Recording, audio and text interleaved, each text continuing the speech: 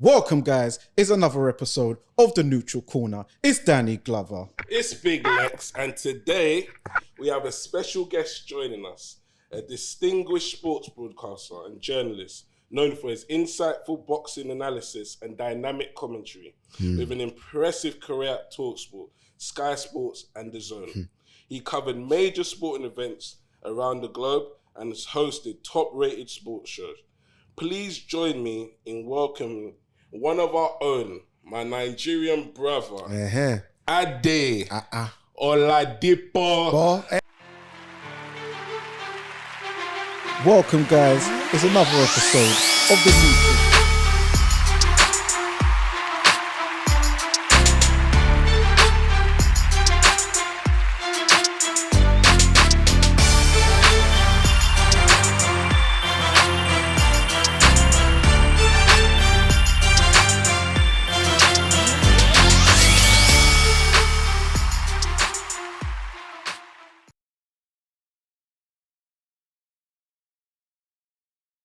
Yeah, it's true. I love the way you do bar into the po. My mum gets so upset when she hears me say Ade Oladipo. She's like, Tokumbo, say your name properly. Give them the full pronunciation of your name. I was like, Mum, but they're not going to be able to say it correctly. It doesn't matter. Thank you for the introduction, bro. It's good to be here finally. I've been watching you guys for a minute, so I had to kind of force my way onto the chair. I like the way you got the throne out as well for me. Yeah. Obviously, I'm not going to sit in a normal chair. So I appreciate the love. Thanks, man. Thanks, Dan. That was Dan. Cause I was like, put him on that chair over there. Nah. The Chester thing. And they called up on me at the Baturbia Bivol press conference. I said, "What? You got Bear Man coming on your team?" Oh, well, obviously not in those words. I'm just paraphrasing. So when you get what's those words a bit? Yeah. Well, I was just trying to keep you corporate. No, kind of what's those words. He said, "Yeah, when am I coming on the show?" So I was like, "Oh, so at." Then we saw in Saudi. Then you reminded me again. I was like, "All right, we're gonna get." He said, "We've got to get this done." So, and by the way, it was good to see you in Saudi as well. Obviously, look, ultimately we didn't get, and I say we because I'm Team Craig Richards. We didn't get the result we wanted, but still, just to be out there for a big one, to see you in the corner. There was times when I was watching the fight and I was watching you, and I was watching the fight and I was watching you, especially when it wasn't going our way. I was just looking at you. Like, brother, you better say something, I know Shane McGuigan's there, but you need to jump in front of Shane and say something to Craig. Honestly, let them hands go. Like sometimes you can get all technical. I was like, just tell him to have a fight. I wanted to scream. I was looking at you like, please turn around, tell him to have a fight. It's hard because I don't want to be John Fury. I know. I don't want to be that guy. I know. But thank you for coming on. Not at all, man. Thanks for having me. This is a time for, as people might not know your full journey into your ascension into, all the accolades Lex read out. So what we do, we like to start from the beginning. Cool. See, and then got to go from there. So let everybody know where you grew up, where your family's from, etc. Where you born? Cool. So born in Nigeria. I was born in Nigeria, a place called Ogun State in Nigeria. It's Abeokuta. Ogun State, Abeokuta. So I was born there, and I came here when I was 18 months. And then I was fostered with a white family. So I was fostered with a white family in Brighton until I was just shy of my 9th birthday. So that was part of the farming type thing in the beginning 70s. It's funny because actually my sister on that was actually approached because there was a documentary / film made about farming. Yes. Might have been about 4 years ago now, 4 or 5 years ago. My sister was actually approached to be in it, but she declined to be in it. I would have gone on. I would have just told my piece on it. They're even doing it a storyline on EastEnders about it. Are they? Yeah. I ain't watched EastEnders for a minute. Yeah. I ain't watched it since Phil and Grant days, so I need to kind of get back on it. Even Cass Pennant, he was that film Cass. That was about that as well. Yeah, and it's some people have been unlucky with it. Some people have had sort of bad experiences. Yeah, very bad experiences. I can't say enough about my experience. My experience was the best experience. I loved it. Honestly, I loved it. Still in contact with them? I am. I'm still in contact with all of them. There's so many. I mean, they're probably the first people when I put something up on Facebook to like always respond and like and and they send me old pictures of myself as well, like with a boxing glove, things I can't remember. And I'm like, huh? So where does this come from? But they're amazing. They're amazing. And the lady who I call my nan, Maureen, she must be like 80 something now, maybe approaching 90. And it's funny because I remember as a young person, I remember it like it was yesterday. I remember as a young person going to like what they used to call back in the day discos. Okay. I remember her getting dressed up in leather jacket, going to discos with her friends. She obviously in her 40s then. And now to see her old, I mean, we haven't got time in it. You know when we think we've all got time? Yeah. But to see her old now is crazy. But she had like, she was with a black guy. That was her first husband. So she had like mixed race kids. Yeah. And I was lucky enough to be with one of her kids called Finny. It was basically my auntie who, I'm very fortunate actually, because growing up with Finny, everything in the household was Sade, Shaka Khan. It was early hip hop. So I grew up already knowing the culture.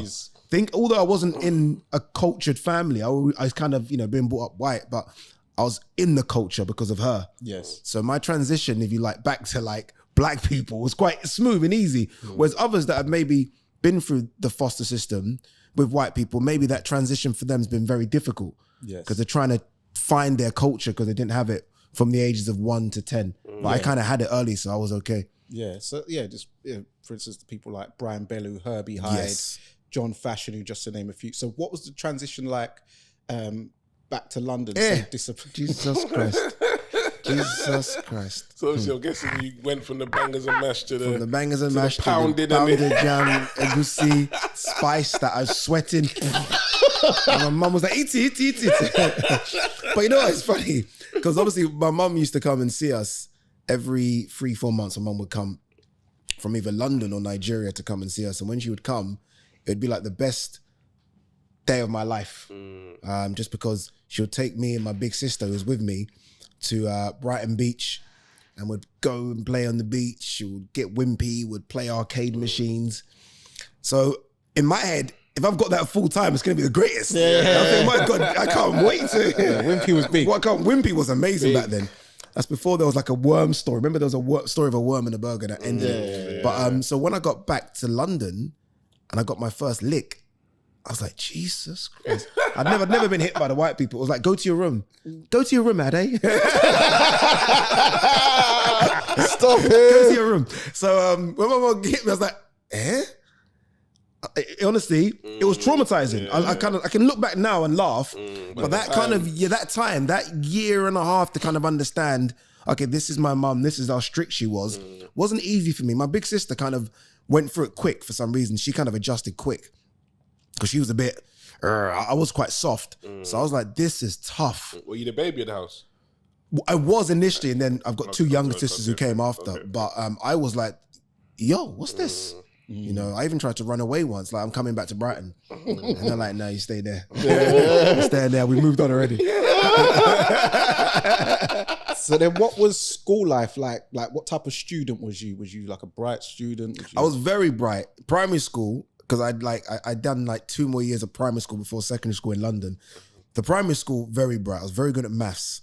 And then secondary school, very bright as well. I was into football, so I played football a lot. So I played for like my county, Essex schools. What position are you? Striker. Yeah. So I was in Essex schools with like John Terry, Bobby Zamora, Patrick Adjaman. So I thought I was going to be a footballer. Okay. And it just didn't work out. You know, like we would like to say, oh, blame, but it just wasn't good enough ultimately. Yeah. So football was my thing. So I did okay GCSEs. And then college is where it just kind of took a left turn. College took a left turn, I ain't even going to lie.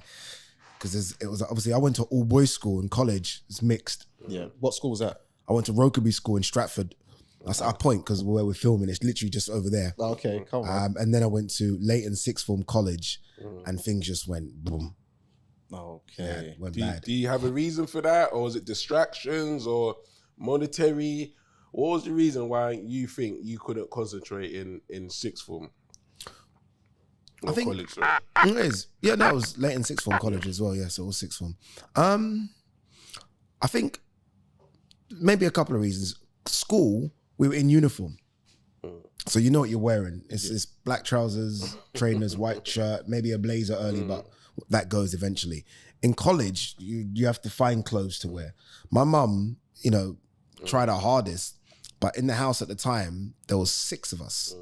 So my dad wasn't around, so my mum can't get us all clothes and all nice stuff to wear. Every day, different clothes. It's impossible. And everyone back then was wearing off-key Moschino, Iceberg. Yeah. So I had to find I cared more about what I looked like and finding that money to dress than I did about college and studying sometimes. Yeah. Because all the boys at the time, there was a few boys that are, doing things they shouldn't do, and they would turn up in like Valentinos. Versace. I was like, yo. Patrick Cox. And I was like, this is mad. 100%. I thought this is crazy. I need to find a way. So I started doing things I shouldn't do just to enable myself to look good for college. Yeah, so that's kind of how it worked for me. That was where it kind of just went. And my mum was upset, like, because, I was doing A-levels, I was doing accounts, IT, and economics.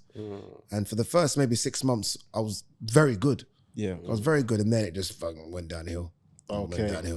So was it like you started seeing girls in the common room? Girls in the common room. My best friend, who's passed away now, Ade Oladipo, he was from Hackney. So then I started rolling with him a bit too much. Mashtown. Yeah. Started rolling with him a bit too much. And then he was just, it wasn't a bad influence on me. I'm old enough myself. But I was, rather than studying, I like, what we doing? Where we going? And like, lessons at 3, let's go here at 2:30. We'll get back in time. We never got back in time.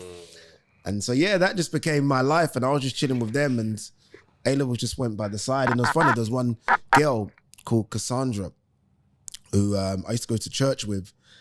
And she would always like, come on, man, study. And I'm like, oh, now it, man. I'm going this way. And we would be in the same church on Sunday, and our parents would speak like we're both glowing students, not knowing I ain't doing shit. Like she's a glowing student. I think she went on to be something in medicine anyway. I think a pharmacist. So she done well with herself. But I just went that way, and then I just couldn't claw it back. And even when it came to exams, I was like, I know I could do but then I looked at the paper, and when you don't know the answer to any of these things, I was like, we're in trouble.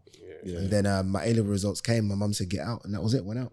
Okay. But why do you think she told you to get out? Is it because she felt betrayed, felt like she'd been lied to all this time? Betrayed. Yeah. Betrayed, disappointed. My 2 older brothers weren't great at all. They had their own issues on the roads. My sister, who is an amazing mum. That's funny because my sister had her first kid when she was 16. And obviously that means she didn't go to college. But it's weird how back then that was so young, and it is still young. It's ridiculously young. She knows that. But her relationship with her daughter is incredible. They're almost like sisters. So it's weird how it's worked out in the end. But so, yeah, she had a daughter. My brother's in and out of jail. So I was the hope. I was the guy that was smart. GCSEs were fantastic. Surely I'm going to be the one that's going to make this Nigerian name reign in university, not knowing that your son is not doing what he should be doing. Do you think in our culture, the Nigerian background, there's too much emphasis on education, or like this the be end all? Because like I remember like being in my mate's house, and my dad wasn't around, but his dad was, and then I remember he's like, "Oh, you don't want to do education? Go and do a trade. You want to be a stupid? Go and do a trade." It's like they frown upon the trades, like plumbers, gas engineer, electricians, but there's just so much emphasis on education. But do you think that's a problem that we have in our culture? Yes and no, because now that my wings have spread a little bit, and I'm around people that have education. I feel like it gives them such a jump start. I feel like without education, you can still make it, but I do feel like you play catch up. And I feel like a good education is a massive jump start. And it almost breaks this curse that we have where we don't get master's degrees. Like when I have kids, I want them to do education. It's not going to be by force the way African parents do, or even West Indian parents. But I do think an education is important. I'm quite fortunate that what I'm doing now, but it took me, I'm 43. I was working for Islington Council up until I was 35, 34. Dude, if I had education, I wouldn't have been in that job. And everyone around me, hopefully they don't mind me saying this, didn't have education, all in that council job earning 30, 40 grand a year thinking this is incredible because we didn't have education. Whereas the people above us that are on 6 figures all had education. So I don't know, I look back and I think that, I think education is important. maybe not as important now because people are doing things like, social media. Social media has become so big, right? But even with education, you'd be surprised how education will help you jumpstart that as well. Yes. So, I don't know. I kind of battle with it. Though for many years I thought education, but I do think it's important. Yeah. I do think it can come in good when you need it. Mm-hmm. Like this, like even now, I know we're going to go back and forth, but even me as a broadcaster now, there's sometimes I watch other broadcasters and I feel like I don't have the English language to say what I want to say sometimes. Yeah. Sometimes. The vernacular. Yeah, the vernacular. I don't have it. And I'm looking at some of these other broadcasts, I'm like, jeez, how did he even think of that word? Because I'm struggling to find the proper word. And I just realized these people have done English language courses, they've done, all that, and I just don't have that. So as much as I've done well to get where I've got without education, sometimes I do feel like if I had a little English degree here, I could be competing with all of these people at a higher level because I feel like it holds me back sometimes. Okay. So you said that you got kicked out, you ended up in a hostel. Yeah. So what was your mindset and what did you do from there? Because you're now in a sticky place. You really want to know? Well, this is the place. This is the neutral corner. This is neutral corner. Brother, So I got to this hostel. My best friend Michael lived in this hostel, and he lived in this hostel with his younger brother, who was 15. Michael at the time was 19, and I was like, dude, I have nowhere to go. Mum's kicked me out, so I stayed with him in this hostel. So this was a hostel called Focus E15. I think it's still there. I think it's changed into something else now. I think it's like a mothers and daughters unit or something. But back then, this was a very violent hostel. I'm not even gonna. It was very violent.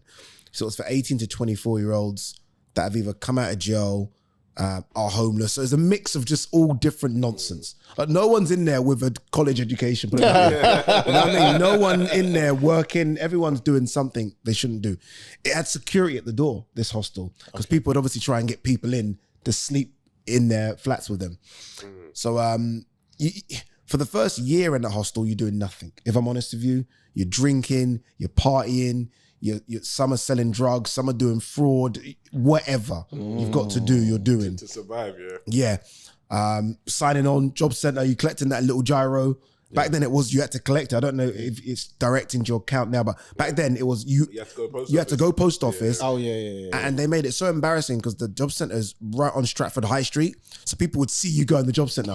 So that almost made you not want to go in anymore because my time was 12:30 to sign on in the job center. I'm like, these people have done this on purpose. So eventually you have to find other ways to make money. I was doing that for about a year, just doing nonsense. I can't lie to you.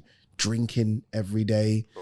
Yeah, girls were coming to the room. It felt like this is great. Yeah, at the time. It felt like it was amazing. And then people's doors are getting kicked down. It became a bit violent. And then I thought, okay, I need to do something, find a job to get out of this place. But I just couldn't get a job. You know when you start doing those like telephone sales calls, selling double glazing, those stupid knocking on people's doors, trying to sell them something, cold calls. I worked for Kitchens Directing up in Whittam once upon a time. Yeah, that was just. I worked for a company called Pitney Bowes, Whittam. Essex. Oh, okay. Essex. Deep Essex, where we shouldn't be Essex. Yeah.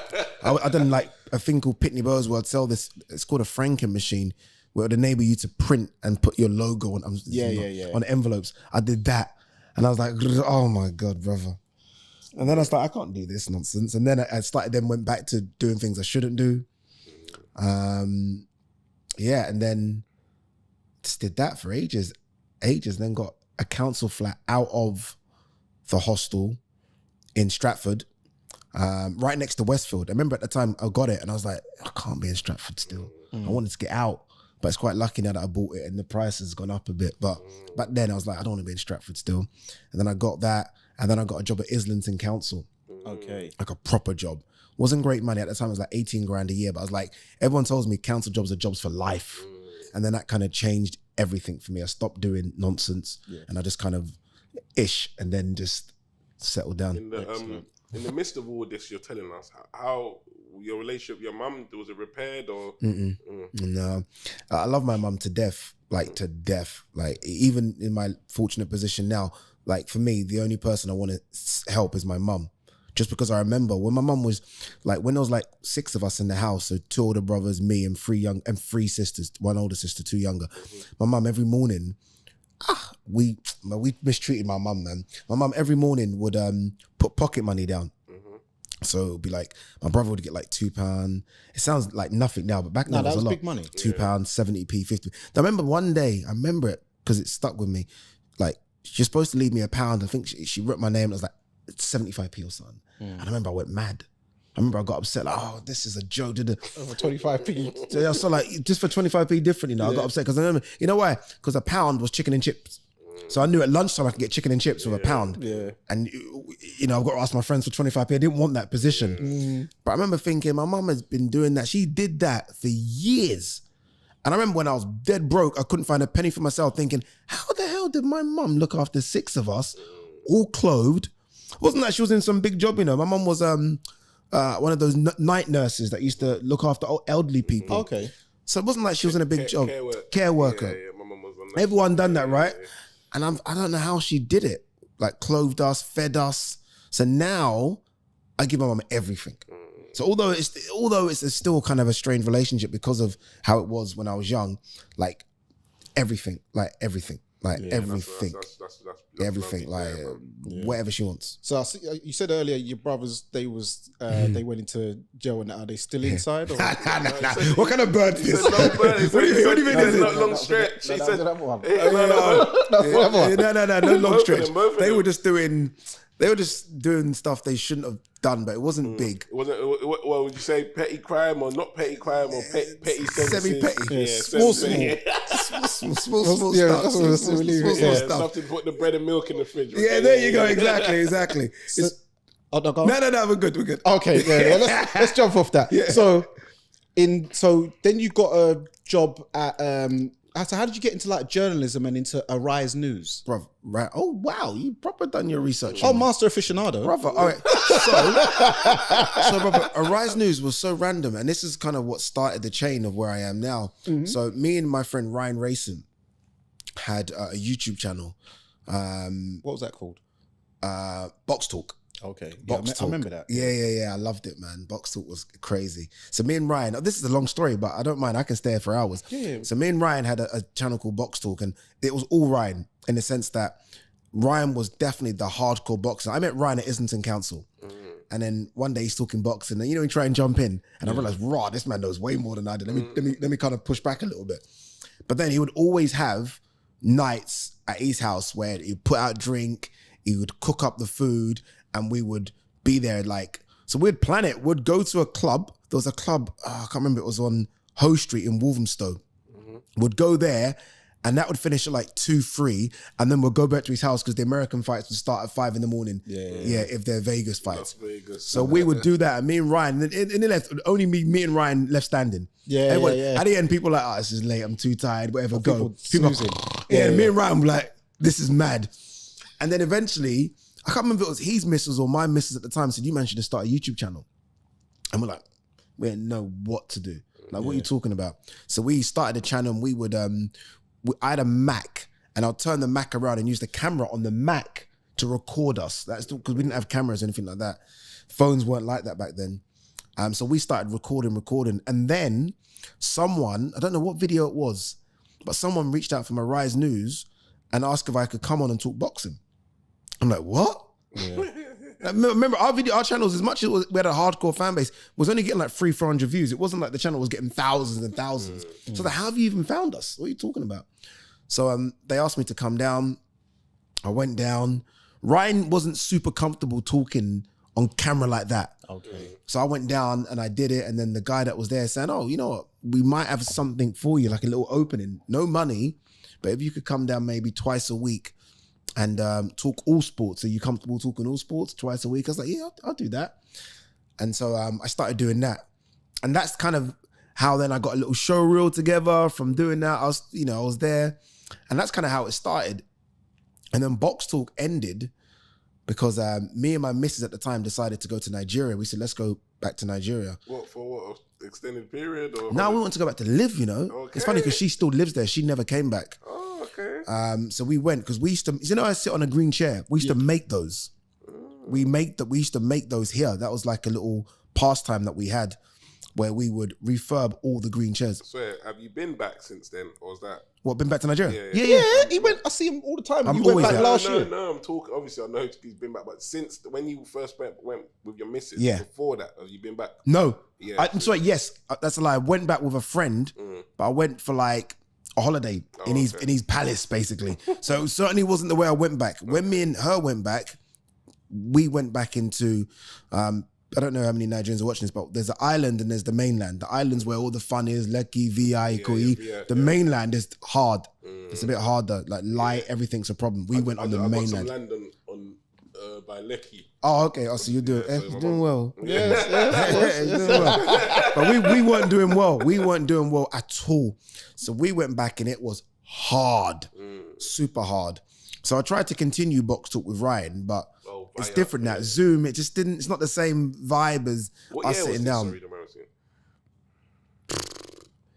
Boy, what are we now? 2024. I'm going to say 2015? 2016, I think. Yeah. Okay. 2016, 17. 2016, I'm going to say. So yeah, that's when I went back. We tried to do the furniture thing. It was going okay out there. But I missed talking sports. So again, tried to do the Box Talk thing with Ryan. It didn't quite work. So I said, you know what? I'm going to just try and do it myself out there. So I've done a few videos. Nothing, like 20 views, 50 views. I was like, but it felt good though, because I was out there for her. This chair thing was her. But I was just following her, helping her. But my thing was talking. So although it wasn't getting views, me doing my own thing, it still felt good. Just doing it. Yeah. Just doing it felt good. And there were some people like, oh my God, you're back. Like Box Talk's back. And I'm like, not quite. And then I applied for a job in South Africa with a company called Kwesi Sports. Okay. And I got that as their boxing commentator. Yeah. And at the time, we needed the money desperately. And I didn't believe it when they sent me an email saying, yeah, would you like to come to South Africa? And I didn't understand the geography enough. So when they said that, I was like, yeah, I thought South Africa was like an hour away from Nigeria. Close. I didn't realize it's like 5.5, 6 hours away. Yeah. So when I told them I'm in Nigeria, I thought they're going to just flake me. But they said no. And they offered me a deal. And I started doing their boxing commentary, which isn't me. I'm not a commentator, but I started doing their boxing commentary once a month, flying to South Africa and then going to different countries around Africa doing their boxing stuff. So was that in Joburg? Or? That was in Joburg and Cape Town. Okay. No, yeah, so Joburg and Cape Town. So that's kind of what was the real big kick. So obviously I did a Rise News, but that Kwesi was the real big one for me. So how was your experiences in South Africa? I loved it. Yeah? Honestly, bro, I loved it, brother. Like, I know everyone talks about, in Joburg, it can be a bit violent. Yeah. I didn't see it. Like, I'm certainly not from the roads. I've been on the road a little bit, but I'm not from the roads. I'm not going to say I am that. But if you are a bit on the road, you know how to use your P's and Q's when going to a certain area. You can be a bit streetwise. You're not go to a certain place at stupid times. Trust me. You're not going to walk out with your rollie on, you know what I mean? Not that I had a rollie back then. But you just have to be street smart. So I avoided all the nonsense. Yeah. I was in a hotel, gym, hotel, food. I wasn't trying to go out into crazy places. Yeah. So you didn't run into any like problems with the white side? Nah, bro, the bigger problems were with the black side over there. Okay. The black side, because the South Africa and the colours in Cape Town. They call people coloured. The black people coloured, don't they? No, there's a group of people, light skins that are called the colours. Yeah. But those people and the traditional South African blacks hate non-South African blacks coming in because they think you're taking your jobs, taking the women. So you hear those stories, but I didn't experience anything. Sounds like the Ghanaian people. Sounds like Ghanaians and Nigerians, right? Oh my God. So then you got so then how did you move on to ABN News? Bloody hell. This man been doing these things. What's in that phone? ABN News that was actually just before I went to Nigeria. Because ABN News was over here, was like they tried to do a little radio station thing over here. It's almost like a little pirate radio station. And there was a girl called Afua that kind of got me that little gig. So I did that. But that was almost before Kwesi and me moving to Nigeria. Mm-hmm. I think the big breakthrough was, so me and my partner split. Kwesi folded. Oh. Kwesi folded, no money. And then I came back here and I was broke. Luckily, I still had the council flat. It's weird how it flips around. Because Michael that I went to stay with when I was homeless, he then took my flat because he had nowhere to stay. So it's weird how things happen like that. So he was staying in my flat in Stratford, and I came back and I didn't have, when I say broke, I mean, I've got a plaque in my house that says 38.23. That's what I had in my bank account, 38.23. £38.23. £38.23. But there wasn't like £38.23. And you weren't broke then. nah, you know, like, no, you're right. You're right. Because I've seen people have less. But it wasn't like, Still get Gary. yeah, no, you still can get Gary. You can do your thing on that, you know. But for me, it was 38.23, knowing there's nothing coming in. You know, like we've always been broke, and you know there's a paycheck coming in 2 weeks, so you'd have to just monitor that money for 2 weeks. Rice and pilchards we do in Jamaica. Correct. Sardines, noodles. Yeah. We can do that. Corned beef, But there was bully beef. nothing coming in. Zero. And I was like, we're fucked. I genuinely thought, this is it then, we're done. So I started thinking, do I need to go back to doing things? I should anything just to do something. And then I thought, you know what? Now the YouTube. We're going to get on this green chair. And I kind of worked out at the time that YouTube hadn't monetized me. I don't know why they hadn't monetized me, but I thought if they can monetize me, I worked out that every video I do will pay me around 35 to 50 pounds. So I was like, you know what? We're doing 2-3 videos a day, every day. And that's what I did. I did 15 videos a week sometimes because that was then what was going to pay the council rent. So I didn't lose my flat. And then I applied to Sky Sports, and then it kind of just kicked off from there. Yeah. Okay. So how did, so you applied for Sky Sports. I saw there's some vacancy, it wasn't kind of vacancy, but they were auditioning for the football transfer show. Oh, okay. And I thought, 1 second, I've done TV in Africa. Like, come on, I've done some stuff. Like, if I've got a show reel, I just apply. So I applied, and I got an audition. No, I got an interview. I'm lying. Let me backtrack. I applied for the Sky Sports presenter role. The person you see. Welcome to Sky Sports News. All that person that's reading the auto cue. I applied for that.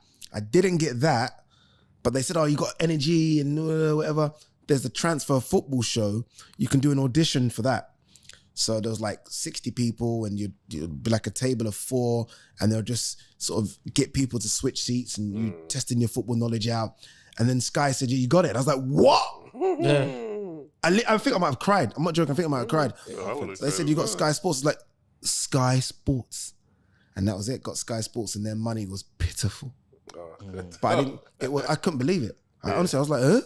You know, I don't know why, but in my head I was thinking Sky Sports is the bag. Like, you know, I'm already shopping for stuff in my head. I was thinking, we've made it. We have made it. And then there's a guy with me called James Green. Everything. There's a guy called James Green with me, a white dude. And I was like, bro, be honest with you, how much is it? And he said the amount. I was like, yeah, didn't you expect more? But one thing about Sky Sports, at that level, they pay less because they know if you put that on your CV, you're getting anything. Yeah, it's a launch pad. Can you disclose what they're paying? Was it like or just around the ballpark figure? It's low. I know someone who's worked at Sky Sports toe to toe, and they told me it's low. Yeah, no, it's lower than them. It's lower than that. It's lower than that, bro. Oh, so but you can't be. You wasn't there 9 to 5, was you? Nah. So we did the transfer show that I did. Was you do a hit in the morning, and then you do a hit in the afternoon. Let me tell you how broke I was. Yeah, I know people because I feel like people need to understand. Because people, I think, will see me now doing TV. Yeah, that's what I'm saying. This is the opportunity. This is how broke I was. Yeah, no, that's what I was going to say. This is how broke I was, yeah. So when I got the Sky gig, bear in mind, I'm broke. And, I'm struggling to find nice stuff to wear because there's no money. I'm broke. My YouTube was just about paying the rent. So there was no, enough for Sky where you got to look smart and wear a suit jacket. Ain't nothing popping in. Nothing popping. There's no car. Yeah. There's no car as well. And you've got to be at Sky. The show starts at 7 in the morning. No, you've got to be at 7 because it starts at 9. The earliest train, if you aren't driving, the earliest train from Stratford was 5:30. Sky's in Osterley. I wouldn't get there in time. If that makes any sense. Yeah. I have no car. I took 4 buses and left my house at 3 a.m. to get to Sky at 7. 4 buses. I remember one bus from mine to Canning Town, a 69. I remember the buses. And then it was a 5. A 5 would take you from here to central London. Then I'd have to change. Brother. No one knew at Sky because I would get off the bus and walk, and then I'd be seeing the people drive past me. Baby, all right, Ade. And I'm like, if you knew that I was, and then even if to get up at 3, that means you got to go to bed. It's difficult because you can't go to bed at 7. So I wasn't even sleeping properly. But I was just like, I had to waiting for that first check, waiting for that first pay, waiting for the first pay.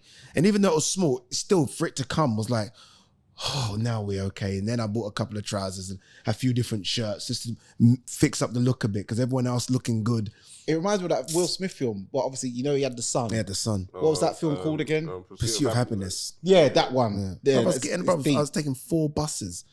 And it's funny because you're looking at the people on the bus at that time and they're all cleaners. Everyone's like a cleaner everyone at that time is a cleaner going to their job. At that time, I used to, because I was the youngest, and I used to, at that kind of time, I'd be on the bus with my mum when she had her cleaning job. And I'm on the bus with a suit. I'm wearing a suit and I've got my laptop out. I'm looking at all the notes. I'm like, oh, I'm half asleep, but we got the job done. You know, this is crazy because when I used to watch you, I think this guy he's made. But you don't, you just what I'm saying, you can't. You just don't know, do you? You just don't know, you know. That's like the gram, innit? When everyone puts up photos of the gram and everyone's like, look at their life and you don't that's what what life. I said, you can't life be is on following credit people on the card. gram because It's on a credit card. But yeah, that Sky was the hardest thing ever. It was so hard. It was so hard just because it's Sky. I didn't feel like as a proper journalist. I wasn't assured of myself because you know I'm with people that are trained journalists because on Sky at the time there was no YouTube people like there is now. You're there with genuine merit of journos. Yeah. And I was like, this is difficult. And they were telling me to read auto cue. I've never done that in my life. And they go down the barrel and say this and speak to, I was like, but they liked me. I don't know how, but we got away with it. And then I had to leave in the end. Okay. Yeah. So then how did you end up, so then you obviously your YouTube channel was going from strength to strength. Yeah, you know, everyone started to recognize you, you know, subscribers going up and up. And then how did you get your gig with DAZN?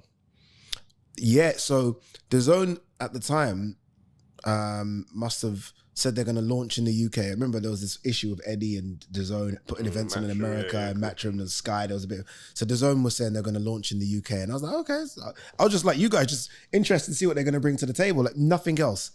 And then they put out their team. And I remember it like it was yesterday. It was Darren Barker, Chris Lloyd, Maya Jama, Laura Woods, and then the commentators. And I was like, bruh, someone started tagging. I don't know who did it, but someone said, nah, on Twitter, someone said, nah, Ade needs to be a part of this. And I was like, I'm just a guy in the green chair, like, leave me that, you know. Yeah. I'm not this, I'm not that. And then a few people, it must have been like 10, like Ade needs to be in this team because the whole lineup was, apart from Maya, it was all white. And someone's like, oh, 1 second, there's no black people in this lineup whatsoever. Because it was Andy Lee, Mike Costello, Darren Barker, Chris Lloyd, Laura Woods, and Maya Jama. So there's no black people. Oh, Maya Jama's black? Yeah, apart from Maya.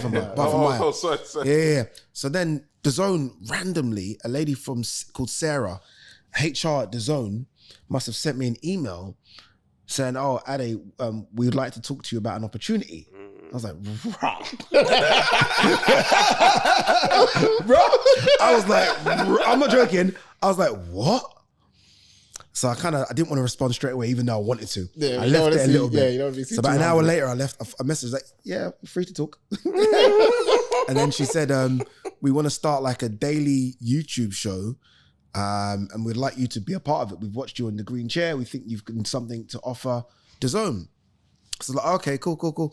And she said, they said, oh, we definitely want you, but we don't know who's going to be your person you do it with. So I had an audition with Carl Froch, an audition with Carl Frampton, Tony Bellew, and one other who skips me. These are big characters. These are big characters. So I was like, I didn't know this at the time that I'd got it. So I'm like, have I got this? Or like, because it's me and it's them. They're like, yeah, you've got it. We just want to see who you're good with. And I was like, I've got the DAZN gig. So in the end, they wanted Frampton, but they thought his accent, I don't know why, they thought that something about his accent, so they went with Tony Bellew. It's because it's Northern Ireland. I think they prefer the Southern Ireland. Maybe. Because the Northern one's a bit strong. strong. Yeah. But Tony's is strong as well. So in the end, it was me and Tony Bellew. Yeah. And then they invited me down to the launch in central London. And I was a bit like, this is crazy still. And then something happened. I don't know what happened. I think it might have been that's when Jammer left. And she then got a Laura lot of Woods, stick, she got a lot of stick. And I was only still just doing the little things on the bus and the YouTube thing, because I had a bus in Eddie Hearn's back garden at the time, Fight Camp. I was doing some small bits there. But Maya left. Laura then went on to main host. And they were like, Ade, would you want to be a reporter?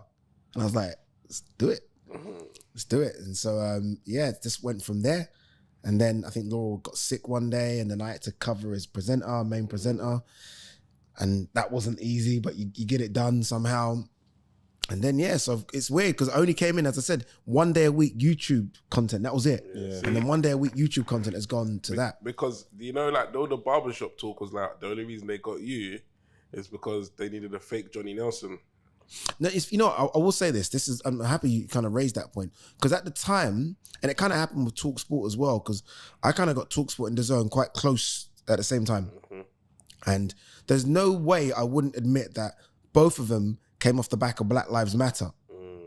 And I felt like everyone inwardly, all the organizations inwardly started looking like, fuck, we have no black people. Yeah. So even me, I definitely got a leg up because of that. So for the first 6 months, especially at TalkSport, I was super nervous because I'm only really here because they needed black people. So in my confidence with TalkSport, because TalkSport's quite brutal because you're asking people to tweet and talk in, so text in. And if you see some of the comments that came in, brother, I was like, this is brutal. This was, because you're seeing it and you have to continue, like energy. Oh, here we go.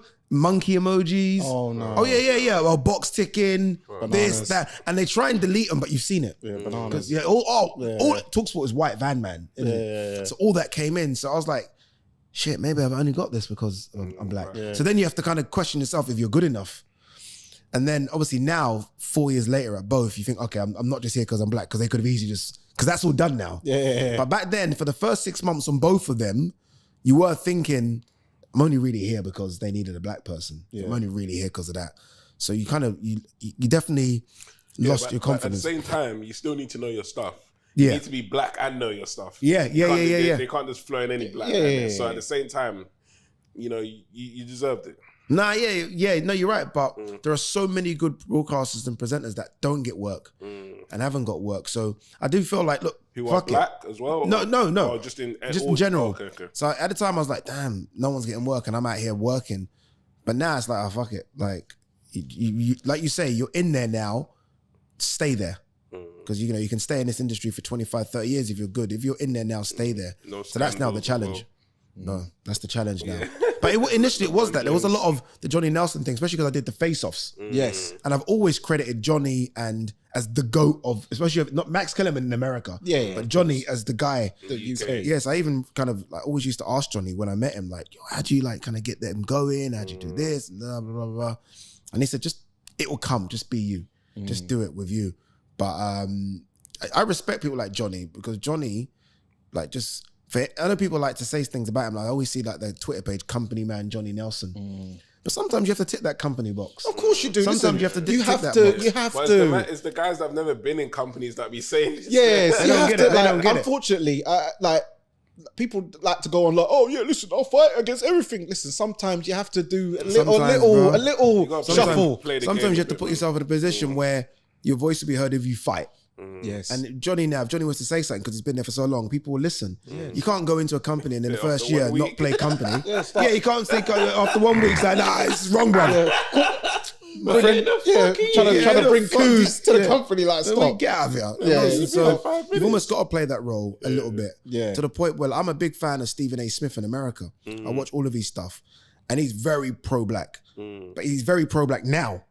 Like Stephen A's been in the business for 30 years. He ain't gonna do it in the first few months. People used to call him a coon. People call him a coon, exactly. Tariq Nasheed used to go in on him. Always. Now, and he's still a bit, sometimes he goes that way. He taps a bit, but I like that. I'm telling man they're tapping. You know this. Yeah, I know you mean. But now he kind of he's got a voice now. Because he kind of had to play the role and game a little bit. And you got to kind of do that. I've realized you got to do that a little bit. Not a lot, but a little bit. Yeah, no. Real talk. So then you got the Misfits gig. You're going strength to strength. I see you hit over 50K subs. So what was that like finally getting, because you're near 60 now. Yeah. Right now. I could have had, to be fair, I could have easily had 100. Yeah, by if now.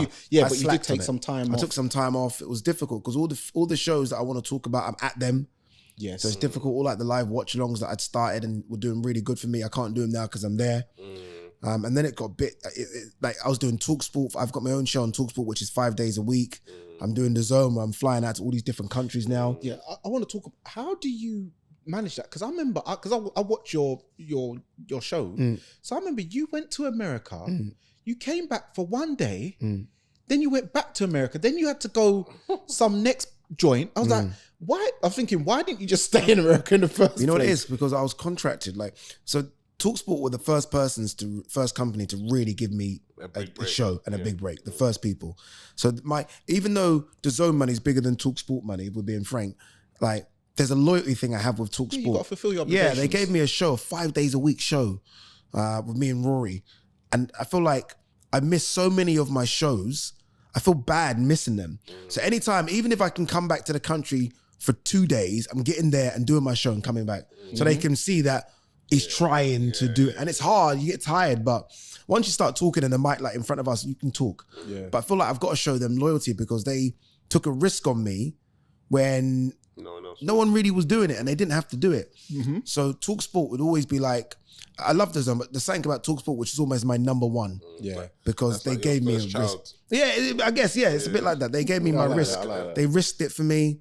They gave me a show when everyone was like, what are you giving this guy a show for? We talk like mad. Yeah. And at the time they thought I didn't know football because I was known as a boxing guy, but now they realize my football's my love. So they took a risk with me. And the Zone have obviously taken a risk with me as well. So I'm trying to balance the both of them. Yeah. And do my YouTube. Yeah. And do Amazon Prime football. Yeah. Oh, I thought you meant the limited. Raising Canaan. I thought it's a real Niger man, man. Amazon Prime delivering goods, everything. Good. Right, jeez. So we know you know your football, you know your boxing. So then how did you end up getting the snooker gig? The pool. Yeah, the World Pool Championship, brother. When I saw that, I said, boy. You know, Ade's trying to clean up everything. I thought they've really let a black man in there, boy. Really, bro. So it's funny because they've been, like, the girl that does the pool, that owns the rights to the pool, she's been reaching out to me for a minute to try and get me on to do pool. And I was like, yo, I don't know anything about pool. I said, look, I thank you, the money's good, but I don't want to disrespect your sport because I don't know anything. Yeah, and I'm gonna say, I said to her, the greatest ever pool player could walk past me and I wouldn't know who he was. Yeah. And I said, that should tell you I don't know enough. So I left it for about a year. She's been trying to get me to do it for about a year. And then they reached out again and said, Ade, but the world, so they didn't even say world actually, I'll get to this story. They said there's a pool tournament in Saudi. You're in Saudi for the 5 versus 5. It's an easy win. Like you could just literally go from Riyadh to Jeddah, which is like an hour flight and do it. And I spoke with my agent and I was like, look, let's just do it. The money's quite good they're offering. We kind of pushed them a bit more on the money. Let's do it. You know what I mean? So bro, about 3 days into the 5 versus 5, because I know everything about the 5 versus 5, that was easy. So I didn't need to study that. 3 days in, I'm like, let me just start studying this pool team because the tournament starts in 5 days. I don't know anything. So I look on it and it says World Pool Championship. World. Bro, I must have not a little York Court team. No, I must have called my agent and said, no, we can't do this. Because I thought it was some sort of exhibition. Yeah, little small. I called my agent. Star pack, exactly. So I messaged my agent and said, no, tell them I'm sick. Like something's happened, we can't do it. And she's like, oh no, like you can't. Like this, I said, why didn't you say this was the world's to me? So I was going back and forth with my agent, like this is your fault, I can't do it, blah, blah, blah. And then we got there, and again, I know nothing. When I say no, I'm not joking. Like even the terminology. Like you know, snooker, we call it frames. Yeah. I know that. I don't know. They call it racks. One pool player. Bruv, I know them, that's weird. But they call it racks. They even little terms. I'm like, if I don't know these terms, like even names. Like, you know, like football, I remember when Henry first came, people said Henry. Yeah. So even things like that, if you say that wrong, people are like, well, man doesn't know what he's talking about. Who's this brother? So bruv, I had to study and study.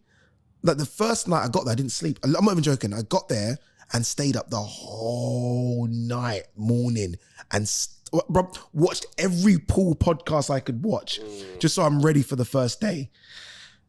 Brutal, hard, but in the end we got it done. That made me feel like, bro, I can do anything. That made me feel like, if I can do pool, anything I could do. Because I don't know how we got for it. Final, Don't even know how we got it. And now they asked me to cover the next 2 big tournaments. Big. Yeah, No, in Moscone Cup in America and the Reyes Trophy in the Philippines. No. Do you know what I love about you? It's just your name. When even my mum, she's like, who's that? Ade, I've seen this guy, this guy, he's the guy up on, my mum actually, she's up and coming broadcaster, like, his name is strong. She's like, Ade Oladipo, I like to see, like some people like to do the, change it up a bit. Switch out. Thomas, Adam. Yeah. You could have done an Adam thing. Yeah. Not happening. Yeah, Not happening. My mum even hates that I don't go Ade Tukumbo. I said, Mum, chill. My one's mad. My one's mad. Go on. Oluwa Bemi Leke. That ain't happening, is it? That's going to have to be That's why it's Lex. Oluwa Bemi Leke has gone to People Lex. actually call me either Olu or Leke, but everyone calls me Leke. Yeah, that's Oh, it. man, We have to Lex. shorten it for them. Yeah, exactly. We have to shorten it. Like, I had to shorten it, but In Jamaica, they call you Lexus. Yeah. it's been a mad journey. Mad.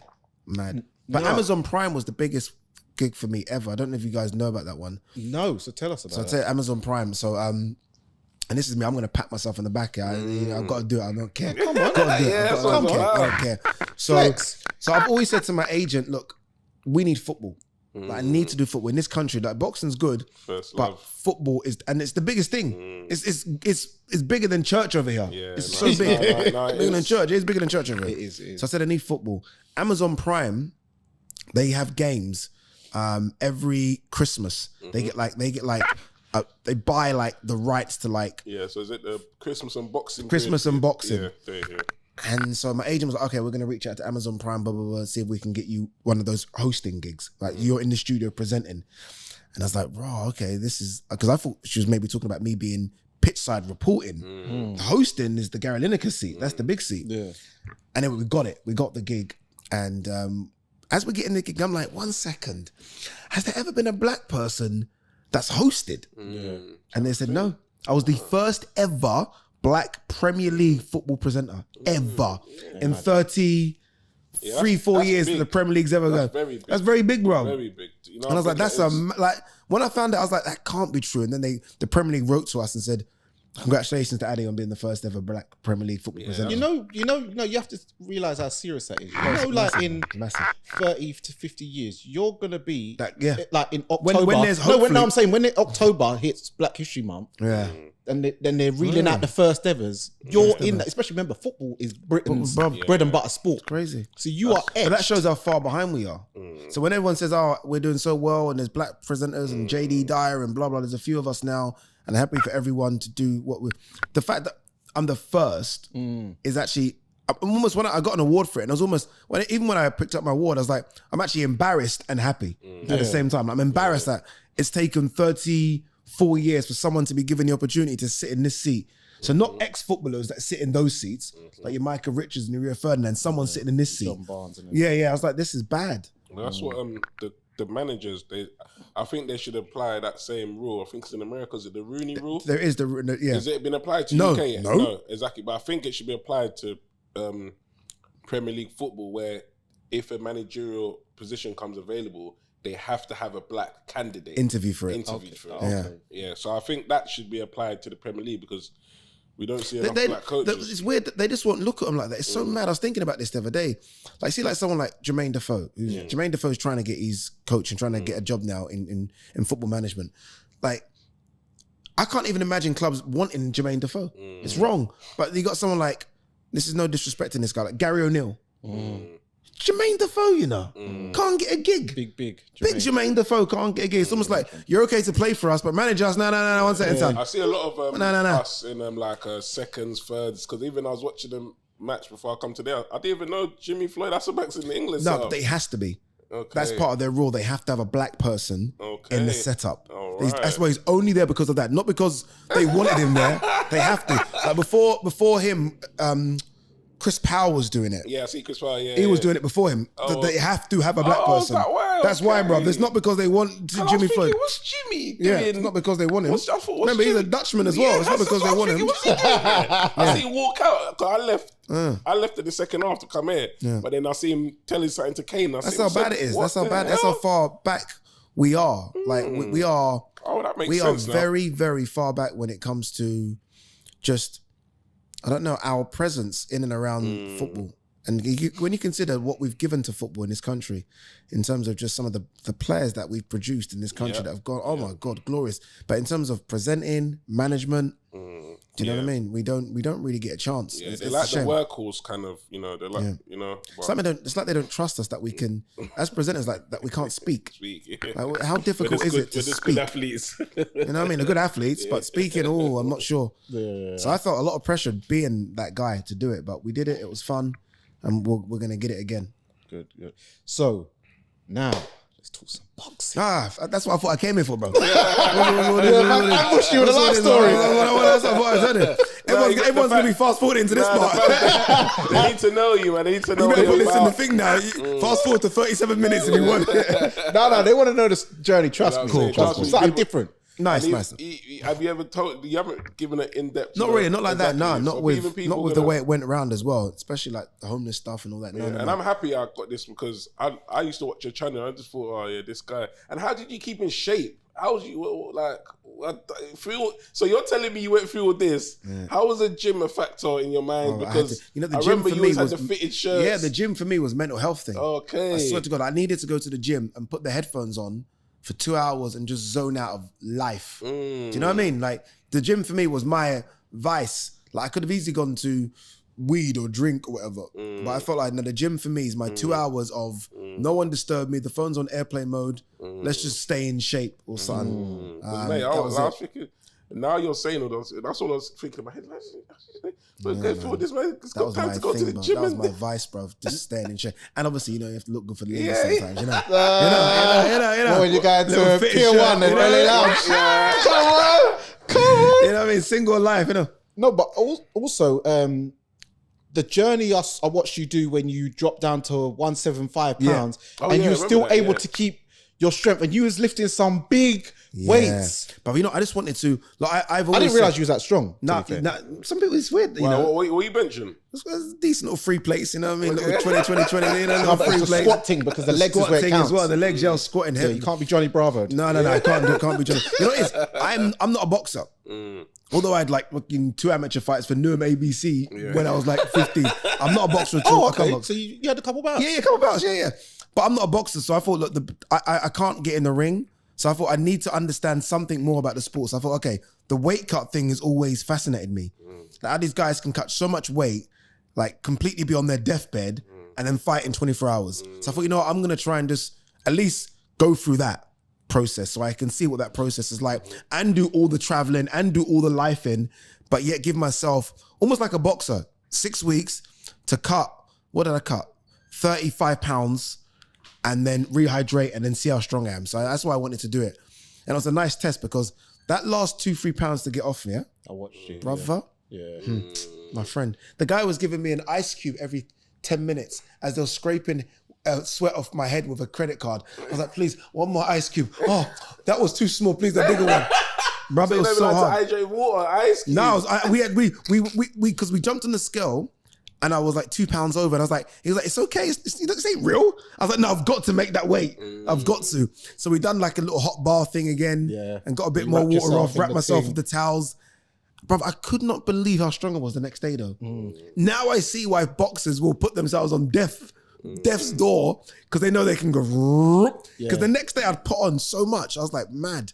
It's crazy. So it was fun experience. Yeah, like man like Miguel Cotto, Ricky Hatton. When you see them the next day on the weigh-in, that makes sense. I remember when I forgot his name, the guy from Chorley, and he was like, I thought it was Cotto's big brother when I looked across the ring like the next day. I thought this is unbelievable. So it's mad how much weight guys can put on. They could put on Devin Haney, prime example. Yeah, bro. I think I put on like, and I wasn't even trying to go that heavy because it wasn't like I was trying to do something, but I think I put on like 16 pounds. See what I'm saying? In 24 hours. 16. And I still had abs. 1 stone, 2 pounds. I couldn't believe it. I was like, how? And then I started doing the weights. I was like, guys, like 24 hours ago, I couldn't even lift myself off onto the scale. They had to kind of hold me onto the scale. So boxing's nuts, man. Yeah. What a sport. So yeah, let's talk some boxing. Talk some boxing, brother. Yes. So currently, we've got the Zone, we've got we've got Queensbury, we've got Matchroom, Boxer. What's your thoughts? Oh yeah, what's his name? Wasserman as well. Wasserman, Sauerland thing. Sauerland, PBC, top rank. Who's that? GBM. GBM, yeah. Izzy GBM Asif. now. They're doing Izzy Asif's doing his little thing on the zone now. He got something. He got a little DAZN contract. Yeah. Yeah. So, what's your thoughts on this whole new link up, where it seems a lot of the companies are now going to be working together? Because I saw a thing where Turkey Al Sheikh's looking to do a whole in-house thing with PBC, Golden Boy. Also like a fight league. Yeah, fight league. Yeah, 200 of the best fighters. Yes. All under the same league. A bit like the UFC. UFC have like 300 or so. But he wants 200 of the best fighters. I don't know how that works. Right. And he wants to buy up all the companies. He wants to buy Top Rank, PBC, Matchroom, Queensberry. What about the governing bodies as well? Because I don't think they'll be too happy about it. I don't think they'll be very happy either. So, look, so far, like, he's come in and what he's done so far has been fun. And it's been fun to be part of as well. It's been incredible, isn't it? Like, for him to do all that he's done in less than a year, it's been less than a year, you know? Yeah. Like Fury in Ghana was October? Yeah. It's not even a year. Think about what he's done in such a so is he just coming? Because I thought he was involved in all the other like AJ's fights. No, that AJ was another faction. That was another one. Yeah, that was December. That was another Turkey. That was another Saudi. Because that was in Jeddah, innit? Yeah, that was in Jeddah. So that was another Saudi team. It's funny because they're the ones that put the pool on that I did, the World Pool Championship. Okay. So it was another completely different Saudi outfit that Eddie aligned to. Frank Warren aligned to Turkey. And all of a sudden, that Jeddah outfit that Eddie Hearn aligned to, didn't do the fights anymore, couldn't do it, for whatever, didn't do it. And Turkey and Frank aligned. So that's why it's Frank's guy. Turkey is Frank's guy. You can feel when you're over there, you know Queensberry are in charge. It's bad but even before that, weren't it Wasserman who started the thing in Saudi with the World Boxing Super Series? Probolium? No. Probolium, no.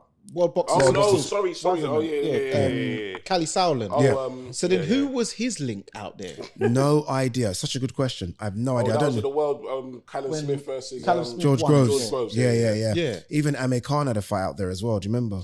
Yes, against Billy Dibb. So I have no idea who that was. Like, I have no idea who even the P team were that. Remember, there was a fight with Dimitri Bivol and Gilberto Ramirez Zerdo in Abu Dhabi.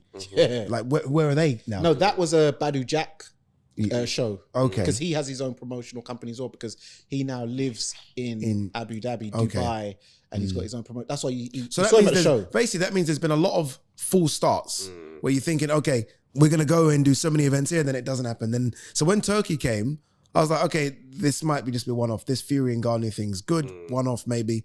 And obviously, I've been proved completely wrong because these shows are just not normal. Like, they're the best fight cards I've ever seen. This is Don King in the 80s stuff. Even better than that. We like to kind of romanticize about those times too much. These fight cards they're doing, like the one they've got whispered for Wembley in September, just ain't normal. Yeah. They're going as big as humanly possible. Yeah. Whatever can be made from a British standpoint. Well, I say that because there's talk about Inoue being on it now. They're going as big as humanly possible.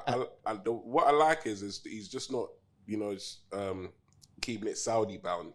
He's doing LA shows with Terrence Bond. I think they had to do that. I think they've been open and honest about the numbers that have turned up. And if they hear criticism about the atmosphere and things like that. Even we were there for the Richards fight. And it's a 20,000 seat arena. And if you have less than 10,000 in there, forget it. And there was only about 3,000 maybe. Yeah, and the thing is, with their arena, the way the seats are situated, everything seems far away. Because it's a football stadium. Yeah, it's not like enclosed like O2. It's not. It doesn't go upwards like that. No, everything's just out. It goes out. So that's why it's a football stadium. So that's why it sounds like a pin drop. Even if you probably got 20, was it 20 in there? 20. Yeah. But there was 20 for Fury Usyk. Fury Usyk was sold out, and that was 20, and that was incredible. But as much as people have critiqued the atmosphere, and I get it, but I think we've got to understand, we've all watched Inoue fights. They're not London. They're not America, London. So that you got to understand their fan bases that don't have a drink. They're understanding the sport. It's going to be different. It's almost like when you watch Inoue fights, people applaud politely when he does something wrong. It's like an amateur dinner show. Yes. You go to a dinner show, it's not like everyone thinks these are going to be Warrington versus Wood atmospheres. It ain't like that. And also what I say is when you go to places like France, Germany, Poland, Canada, even America, the fans ain't like the British fans because the British fans now, they're the new football fans. And where they actually came from, I noticed, they sort of came around the Ricky Hatton time. Yeah. Hence the chance, there's only one Johnny Fisher. Yeah, one it's this the same, and that guy. And the same Sweet chance Caroline. being remixed. Yeah, so it's the new it's the football fans. Whereas before, yeah, the Bruno Lewis Sky, it was loud, but it weren't like now, today. It's now football. It's football. It's now football, and it's not even Premier League football. It's Championship football. Yes, and these are proper football fans. Yeah, and the only fans I would say that can compare to the British fans is the Mexicans. But the British fans won't go there because if they get rowdy, their man ain't playing because they'll have a Corona and a line too, and they've got. You're right. They're the only ones. They're the only ones that can compare. Yeah, because you didn't see many Brits. Yeah, you didn't see many Brits out there for John Ryder Canelo. No, because they thought, oh. I'm not going to turn over no restaurant. Not someone you're going to travel for, though. Yeah, he's you use your flipping last buck to go travel. True, but even if I don't think anybody, even if you put the right name in Mexico, people will travel, but they'll behave themselves. Yeah, but no, they Brits always behave themselves when they go other places. If they know they're going to get moved. No, if they know they're going to get moved. Yeah, if they know they're going to get moved to. Yeah, they know. They know they're going to. They go from hotel to hotel bus to arena. Bus, the shuttle back. They know exactly what to do. They know exactly what to do. All that barbaric behavior goes out the window. They don't even cheer. No. Oh my gosh. So then now, also we've got Terence Crawford versus Madrimov, and we've got Errol Spence fighting Sebastian Fundora. They both moved up. In? Yeah. So they both moved up. Is that penciled in? Yeah, they're both penciled. I know the Terence Crawford one is Errol I don't think there's no official date. No, they haven't announced it, but it's been penciled. Oh, okay. He's been given the shot. Based off his merit at the lower weight. Oh yeah, I know he's definitely going to fight him, but I just didn't know the date. So they haven't given a date. Okay. So what do you think about that? And do you think that it's a thing of where they're trying to make both of them win so they can try and sell this rematch somehow, even though it was just so like it was a one-sided fight. Yeah, it was a one-sided fight, bro. That fight, yeah. Any excuses to make for Errol? Nah, none at all, bro. Terence is just outworldly good, isn't he? And that fight, that was the best fight I've ever experience I've ever been to in my life. That was just. Oh, you was there? Yeah, I was there. Yeah, the zone. Oh yeah, you was. I remember you was contemplating. You was like, oh, I'm not sure if I'm gonna go, and you did it last minute. You rent, and then the zone, because the zone didn't have it obviously, but they had little bits around it, so we were able to kind of film. Me, Ak and Barak were able to film some bits, and to see Terence on the scales, and then he started rapping that Lil Wayne song. I was like, brother, this is it. This is it. Like two unbeaten fighters. This is a genuine, at the time, 50-50 fight. This is the one that we've been dreaming of for 4 or 5 years. I was like, this is actually going to happen. Yeah. And the shape of them, the shape, it was almost like two slaves just about to go. And you're like, at the ocean block. No. The Mandingo fight. The Mandingo. Honestly. In Django. It was honestly like that because I looked at their bodies carved, like lean, like perfect. You know what I mean? And then when Eminem came, no did he? And when Eminem came, I was like, it's a rap. Yeah. I'm not joking. When I saw Eminem walk out Terence, I was like, it's a rap. Yeah. And then, I'm sorry. You know when I knew it was a rap? When he come out with the flipping fishnet, man. It's a rap. And then Errol's my boy, but when he come with that fishnet, I said, yeah, he looked at the cat. But you know how good he is? You know how good he is? Then he started talking to Jamel ringside. Oh, yeah. When he's punching him up. That's disrespectful. And it hurt me, because I'm like Errol proper pro-Jamaican. Okay. So I'm always supporting my Jamaican fighters. I was proper Errol for years. And I knew deep down in my heart, even though I still did the bet with Base the Kid and all that. But no, then I was still believing. It's when it got to a press conference and Terence moved to him and his face looked like Omar from The Wire, and Errol just went and looked forward. I went, oh, no. He knew then. Yeah, I said, oh. Do you think weight classes will change the outcome if they fight at 154? You think it'll be the same? They can fight any weight class. Do you think it'll go the same though? Yeah. You know, Terence is so strong. Like, I've been lucky enough to been around Terence, and I don't think people see like just how physically strong he is. I see him deadlifting. Bro, he can do that kind of stuff. Over 2 bills. Bro. And he's naturally slowly moved through the weight classes, slowly, perfectly. 135 to 140 to 1. He's not done that 135 to 147 jump like Broner or whatever. He's done it slowly but surely. But he's just a hungry guy that's waited his chance.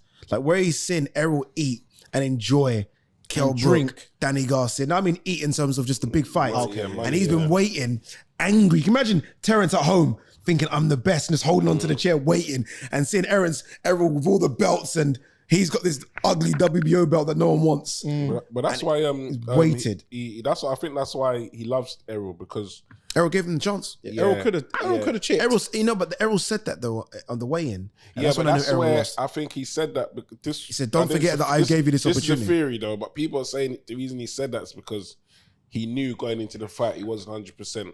He had a broken rib in camp and whatnot. So he's saying you're gonna. That's why he said. That's why he said you're gonna affect me for this. You're the Xbox. You've been around the fight game a long time. I don't think anyone goes into that ring 100%. No, they don't. I think they put so much, their body through so much in camp that obviously some will be more further afield, 90, 95%, but no one's walking into that ring 100. There's so many things I see, I experienced and seen in gyms, and I've seen in training camps, even from Saturday. I saw but they managed to get the job done. But yeah, they're coming in with injuries, and but they go through it, and the things these fighters put themselves through, is just amazing. It's incredible. Going back to that, obviously they said they couldn't spar as well for 3 weeks. He was cutting weight in the last. That's why you see him running up the mountains. But Terence had a bad cut. Like being around Vegas, people were telling us Terence ain't making weight. That was the thing. He's like, Terence ain't gonna make the weight.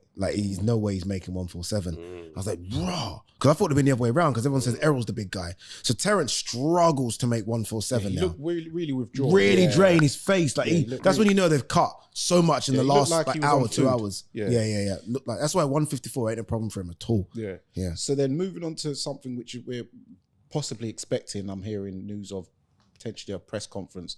What's your thoughts on the AJ Daniel Dubois? Because it seems Don Charles has somehow got into the head of this young man. Yeah. And because do you know when I clocked, he got into his head from Poland. When they were walking through the concourse, they was on some nation of domination business. It was proper warrior tribal thing. And I was like, rah, this is, and Daniel was like, he's not, so I was like, rah.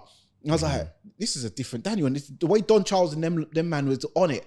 And then obviously he's got in there, he's dropped him. Even the Polish and Ukrainian guys was like, yeah, get up, Kulva. They were saying it was a legal shot. Obviously in the end, he kind of sort of got disheartened and did his knee thing. But it seems from that, even so, that was the building ground. And then now he's just gone from strength to strength. Beat Baby Miller and then Hergovich. So what's your thoughts on their mindsets? Because even Anthony Joshua's had to go through a journey going into a cave without his phone and stuff. So what's your thoughts on this? Because they're both going through a mental journey. I will say this though, bro, I picked Dubois. People might say, Heinz. No, I picked Dubois to beat Hergovich. 100%. This Philip Hergovich thing, I said, it must be just me. I don't see it. Man. No, I just don't see the hype from. I go on not reputation, but what I see in the ring. Though I'm a very what have you done for me lately? I thought he got beat by Zhang. I thought Dempsey McKean pushed him all the way, and he beat a bouncer in that Mark Damori. He's a YouTube fighter. Yeah, YouTube. So I was like, what exactly has everyone seen about this Philip Hergovich? Is it the sparring with Wilder as Hay was getting ready for Fury? Is it that? Because there's that clip that always goes around. So I haven't seen it. And plus Dubois, I look at the work, and he, as much as you say the Usyk one, I saw him physically change and go through something with Jarrell Miller. And I almost see him become a man a bit, because Jarrell Miller tried to put it on him at the presser, put it on at the weigh-in, and Dubois was like, I'm not having this. And as much as we laugh about that kind of the way he is, he's just the way he is. It was like the daddy stuff. And I always felt like, and I felt like he needed someone to bully him, for it to come out in him. Like, okay, finally you've got this, because you're a big, strong 26-year-old now. And I think Jarrell Miller helped him. So Don certainly helped him, and Don will. But I think Jarrell Miller did, which made him feel like, if I can beat a bully. It's like, when you get bullied at school and then you go knock out the bully, all of a sudden you walk around at school, chest up like what? Girls start looking at you. And I feel like he had that moment there. And now, against AJ's my guy, but this ain't easy work. AJ's last 3 fights have been Helenius, Otto Volin, and Ngannou. And Dubois' last 3 fights has been Usyk, Jarrell Miller, and Hergovich. Who's fighting the better guys? Wow, I didn't even think of it. Who's fighting legit guys? Yeah, that's true. Like Usyk, Hrgovic and Jarrell Miller compared to a UFC guy, Helenius, who took the fight on a week's notice, and Wilder sparked him. and Otto Volin. So ain't gonna be easy. I mean, I think AJ will get the job done, but it ain't easy. People are saying that AJ gonna stop him. I think it'll be a competitive fight, a gunfight as well. I think AJ destroys him. You think so? Because from what I saw, I hope so. Daniel can actually take a punch. He just, when he's gone down, like to Joe Joyce and that, it's on his own accord. When you see him getting lit up, he's actually don't actually really move. Hrgovic hit that man. You were there. Hrgovic hit that man with everything. Because I thought when I see him take all the licks and come back, I said, okay, you got there's something in here. Something in here now. Something in there, but he's got a chin. Yeah, he's got actual chin. It was only that what was letting him down. But I'd like to think that Hrgovic don't hit anywhere as hard as AJ. And if Hrgovic can continue to hit like that, if AJ connects like that, clean, that chin will get detonated. We saw it with Joe Joyce. Once someone catches you clean, like Joe Joyce had the chin of all chins. Yeah. And as soon as Zhang caught him a couple of times, like, whoa, that chin got broken quickly. So one thing, when I met that brother in the hotel, who? Zhang? Big Bang Zhang, I was like, massive, isn't it? How big is that? I wouldn't fight this brother. I was like, this brother's massive. He's massive. I was like, no, this is unrealistic. Head, everything, his size, the calves, his legs, everything. You know, like he's almost. He's like he's got a giant syndrome. The mad calves, like Pacquiao calves. Yeah, so he's got everything. He's massive, bro. I was like, and even his head is like a French Mastiff. I'm like, but you wouldn't fight that guy willingly. No way. Chinese power. Yeah, ginseng. Bare ginseng, bro. He's enormous. Yeah, and I felt sorry for Wilder. Yeah, I saw Wilder, and he just looked. Even his. I watched his legs. You know, everyone says that about his legs. No, when you interview him and you see the size of them, you can't believe it. Almost looks like, forgive me, Lord. You know them people that are disabled. Yeah, you know, like, but in a wheelchair, I was looking at him, and the legs just eventually shrink. I was thinking, it looked like that. I could sweep this dude. Yeah, I could sweep him. Yeah, he's a heavyweight in height only. Very slim. He's a heavyweight in height. He should maybe try cruiserweight or go bridgerweight. He's smaller than he's smaller than the bridgerweight limit. He came in at 214. The bridgerweight limit's 224. Yeah, so he's under bridgerweight. Yeah, so he weighed less than Lawrence. Weighed less than Lawrence. Yeah, so he's too small. Yeah, he's too small. Too small. We've seen that the WBO have put out purse bids for Willie Hutchinson, who in a lot of people's eyes have come out of nowhere. I knew about him, obviously. Stop that nonsense. You knew about him, yeah, but how confident were you? No, I was confident Craig was going to splatter him. Yeah. Because that was my one guarantee banker. I was like, bro. Anyway, let's move on. I did that, you know, in my videos, like, Richard Hutchinson, let's move on to the next one. That's how. Yeah, I saw that. Bro, yeah. And I was like, what am I saying? I know. But he's been brought for the purse bids against Joshua Buatsi because Anthony Yard is, you know, he's going through some things. So how do you see that fight going? Because from what I've heard, and Buatsi and Hutchinson, they've sparred quite a few times on the GB squad. Okay. And apparently, go on. Hutchinson always got the better. Interesting. Of the spars, even though sparring doesn't mean and the thing is, Buatsi doesn't actually spar good. I've heard. Okay. Because even Andre Sterling got the better of him. Yeah, because Andre Sterling was like, "No, remember, I'll punch you up in sparring." But then Buatsi actually fought him twice in the amateurs, stopped Andre Sterling one at a time, and gave him about 2 standing 8 counts in the second one. So that literally means sparring didn't mean nothing. Yeah, but Buatsi's almost a bit like, you know, like Allen Iverson, where he says, practice. Yeah, he's a learner. Practice. What I've seen Buatsi spar, but he looks like when he's sparring, that same monster that comes out in fight night, it's not there because he's more trying to learn things, like work on things. Learn yeah, things. Now Buatsi's a monster. He is that God-fearing guy that he knows he has to go to a place he doesn't want to go to hurt someone, but he will do it. Like Holyfield. Yeah, a bit like Holyfield. Like, I don't want to hurt you, but we're gonna have to hurt each other. Yeah. But Willie Hutchinson, I have to be honest with you, shocked the hell out of me, because all I saw in there, I was like, my God, this is Billy Joe Saunders. Honestly, I thought this is, and then I was next to Ben Davison, and Ben was like, yeah, him and Billy have sparred a bit. I was like, I can see he's it. a traveller as well. He's so a he's traveller. got that Billy Joe, that little fury, the whole. But them men have been boxing since they were 4 and 5. Younger than that. That's what they do. They was doing it, and the kids. They was doing it from the caravan. Yeah, no, do it. And the dads will like put on gloves with them. Go on, you fight him, and whoever wins 50 quid. That kind of talk. That's what they've been doing. I feel sorry for Buatsi because look, now he wants the yard fight, and now the fight's a fight that will set up the O2 Arena. It would make good money. Willie Hutchinson ain't that. No, now you could have even make an argument that pay-per-view could have happened for Yard and Buatsi. You could have made an argument. I don't think, but you could have made an argument. So all of a sudden now, the money just drops. Yeah. Because the yard money would have been lovely. Yes. And it's a fight where you win that, it's a world title fight next. So if I'm Boatsy, I'm not too keen on it, but I think Boatsy will punch him up. Yeah. Honestly, I think, but Richards had points in there, but Richards got caught a couple of times, you know, with big shots as well. Yeah, big shots, bro. I couldn't believe what was going on. So Craig, when he can punch a bit as well. No, he can punch. The thing is, you see with Craig, Craig he reminds me of Carl Froch. Because he throws, he's the way his mechanical angles of punches is not textbook of how you would teach a child how to box. So they throw like punches like that. Also, they've got this mad chin where they're able to take shots, which is abnormal. Like even when you saw him against Boatsy, there was both. Oh, well, Boatsy's got a chin too, to be fair. Willie Hutchinson caught him sort of a lot of. Willie just looked like a better mover. Yeah, that's just a better mover. It was very much like Eubank Jr. versus Billy Joe Saunders, their first fight. Yeah. But I think if there was ever to run that back, that wouldn't happen again. Yeah, but you know what? As much as I want to say that, because I'm here, I do feel like Willie is going to get fitter. Because I was speaking to Frank, and that boy does not live the life outside boxing at all. I heard. He does not live the life. And Frank even said it on air, live, like he needs to sort out his life outside. So I feel like he might get better. Like he might just think, I'm actually good at this thing and get better. Like you've almost like got to get him now. He's never been a shit fighter, Willie. He's never been a shit fighter. He hasn't, but we've never spoke about him as one of the top light heavies. You know, the top light heavies has always been the same 6 or 7 people. Yeah, and now all of a sudden, Willie Hutchinson's in a the problem. super middleweight days. He used to be with Eddie, didn't he?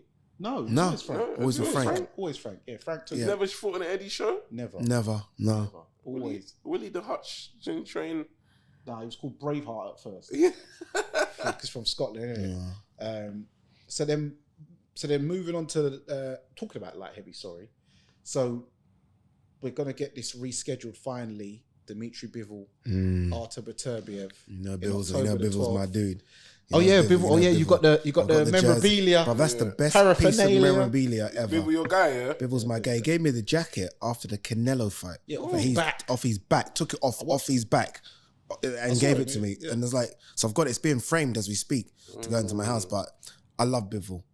You know, when you're around, this is the problem, I guess. When you're around fighters, you start to get a bit of a like for them. And so, and you really want them to win. You want them to, like the way I wanted Craig to win, you want them to win. And as a broadcaster, you're supposed to be kind of neutral. But I can't help but just love Dimitri Bivol. I can't help but love Dimitri. He comes up to me, he asks about life, he sits down before the interview. What's going on? Like I bought a watch and he was looking at my watch and said, "Oh, congratulations, you see, you have a nice watch." Dimitri. He did that. And I was like, "Oh, thanks, Dimitri." He's like, "No, you do a good job." And he's just like, nice guy, man. Yeah. So you want him to win. So I was so happy when he stopped Malik Zinad because everyone's like, he doesn't punch and he needs to stop. But look, there's no two ways about it. Beterbiev's a monster. Well, people say what? See, people say Bivol can't punch. Yeah, people say he can't punch. But no one's ever, you can't punch, walk through me then. Yeah. If I can't punch, walk through me. Yeah. Exactly. No one. He doesn't, because he's always, he's on his toe. He never really sits down. Yeah, you know what it is with him? How he does what he does. People don't concentrate on his feet. He's very he's got the best foot. And in terms of like his feet, he waits for this front foot to be near your front foot before he starts punching every single time. Interesting. It's about foot placement. Yeah. He always waits for this front foot to be near your front foot. And then you're fucked. He'll never, like see him. You come into his danger zone. Exactly. Of that little square meter, good luck. He doesn't. It's like them Brendan Ingle circles. Yes, those famous Brendan Ingle circles. They were good when you watched them back in the day. Yeah. When you see Kel doing them, it was interesting. Nassim, Johnny Nelson, Ryan Rhodes, Harold Graham. Ryan Rhodes is one that always gets forgotten in this conversation. Always. And it's so annoying because Spice Boy, he was a serious fighter. Proper serious fighter, bro. Like he tried it with Canelo. He tried to and he was old then. Yes. He was an old man. I like the Spice Boy. But yeah, Beterbiev Bivol, you know, it's funny because when I did their interviews, and I spoke to Beterbiev, bro, the size of this guy's hands, I could not believe what I was seeing. I was looking down, I kept looking at him. You know, you look at someone, I was thinking, when I cut to 175, I look like a plank. You cut to 175, he still looks enormous. Like his hands. And he looks at Bivol like a kid because they were both in the same Russian team. Yes. but Bivol was a junior and Beterbiev was the senior and the top senior. So I think he still has this thing about Bivol where he looks at him like, you were just a kid, a junior. No, do you know what my other theory is? Because if you actually, people talk about Bivol's, you know, great amateur career and stuff, but if you actually look at Bivol's amateur career, he dodged all the main tournaments. He never entered the World's Championships. He never entered the Olympics. Even in one of the tournaments, he was due to fight Alexander Voznik in the finals, and he pulled out. So Voznik won the title via a walkover. Interesting. So I always looked at that as a bit. Why did you dodge that and then turn pro? Why did you never enter the Worlds or Interesting? The Olympics? Because he clearly has the talent. Of course. Yeah, I see some. He's got some military tournaments and stuff like combat, that. military. It was all these funny titles. I wonder if there was a problem back then with the Russian Federation. I do wonder, because that federation kind of strange. I just wonder maybe there was some issue there. Yeah. So I think Beterbiev, sorry. I asked him about that. I don't want to offend him because I don't want to get time. He says people in Canada say it one way, America say it one way, UK. He says everything's correct, but he did say it's Beterbiev. Yeah, Beterbiev. Yeah, Beterbiev. Yeah, I say Beterbiev. He doesn't see. Yeah, I'm not trying to get no problems. He sees him as like, I think he sees him a bit phony. Like, okay, I did this really, and you didn't. Yeah. So I think there's that element. Because look at that press conference. He's never spoke like that, where he's like, yeah, he knows. He knows. Beterbiev was like, what do I know? Yeah. What do I know? Yeah, you know. Yeah. And he's never spoke about like that about anybody before. So it's like he's got a little bee in his bonnet about this guy. Yeah. Maybe because it's a country thing as well. Yeah, I don't think he's ever fought a fellow country. No, and that's always a thing. You know, I hate to say it, but you know when a brother sees a brother, there's always that thing for some reason. There's never the same energy if like a brother's fighting someone from a different demographic. Like for instance, Dillian White, he's never moving to man like when he's fighting a fellow Afro-Caribbean fighter, just like a Mexican fighting a Mexican. They start scrapping like Barrera Morales. They start scrapping in the middle of the. It's just something going on, like within your community. Yeah, it's something going on. That's so interesting. Yeah, there is, isn't it? There is that, isn't it? So I think it's that element to it. Yeah, like I would love them to, because I ain't gonna lie, with those two, it's like it's so hard to get anything out of them because they're so respectful. Yes. I would love them to kick off with each other, but they won't. But you know they'll kick off in the ring. That will be the greatest fight we've seen in years. Yeah, I'm convinced it's going to be sensational. Sensational. Bivol versus Beterbiev. Yeah. Unbeaten, undisputed.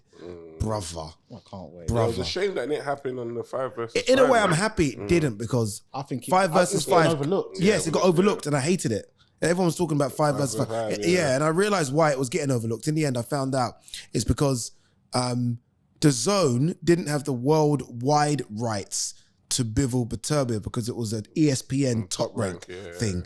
So it's almost like they weren't pushing it because it wasn't going to be shown on DAZN worldwide, which I hate. There was no promo video for it. Nothing. No. Ooh, it's there.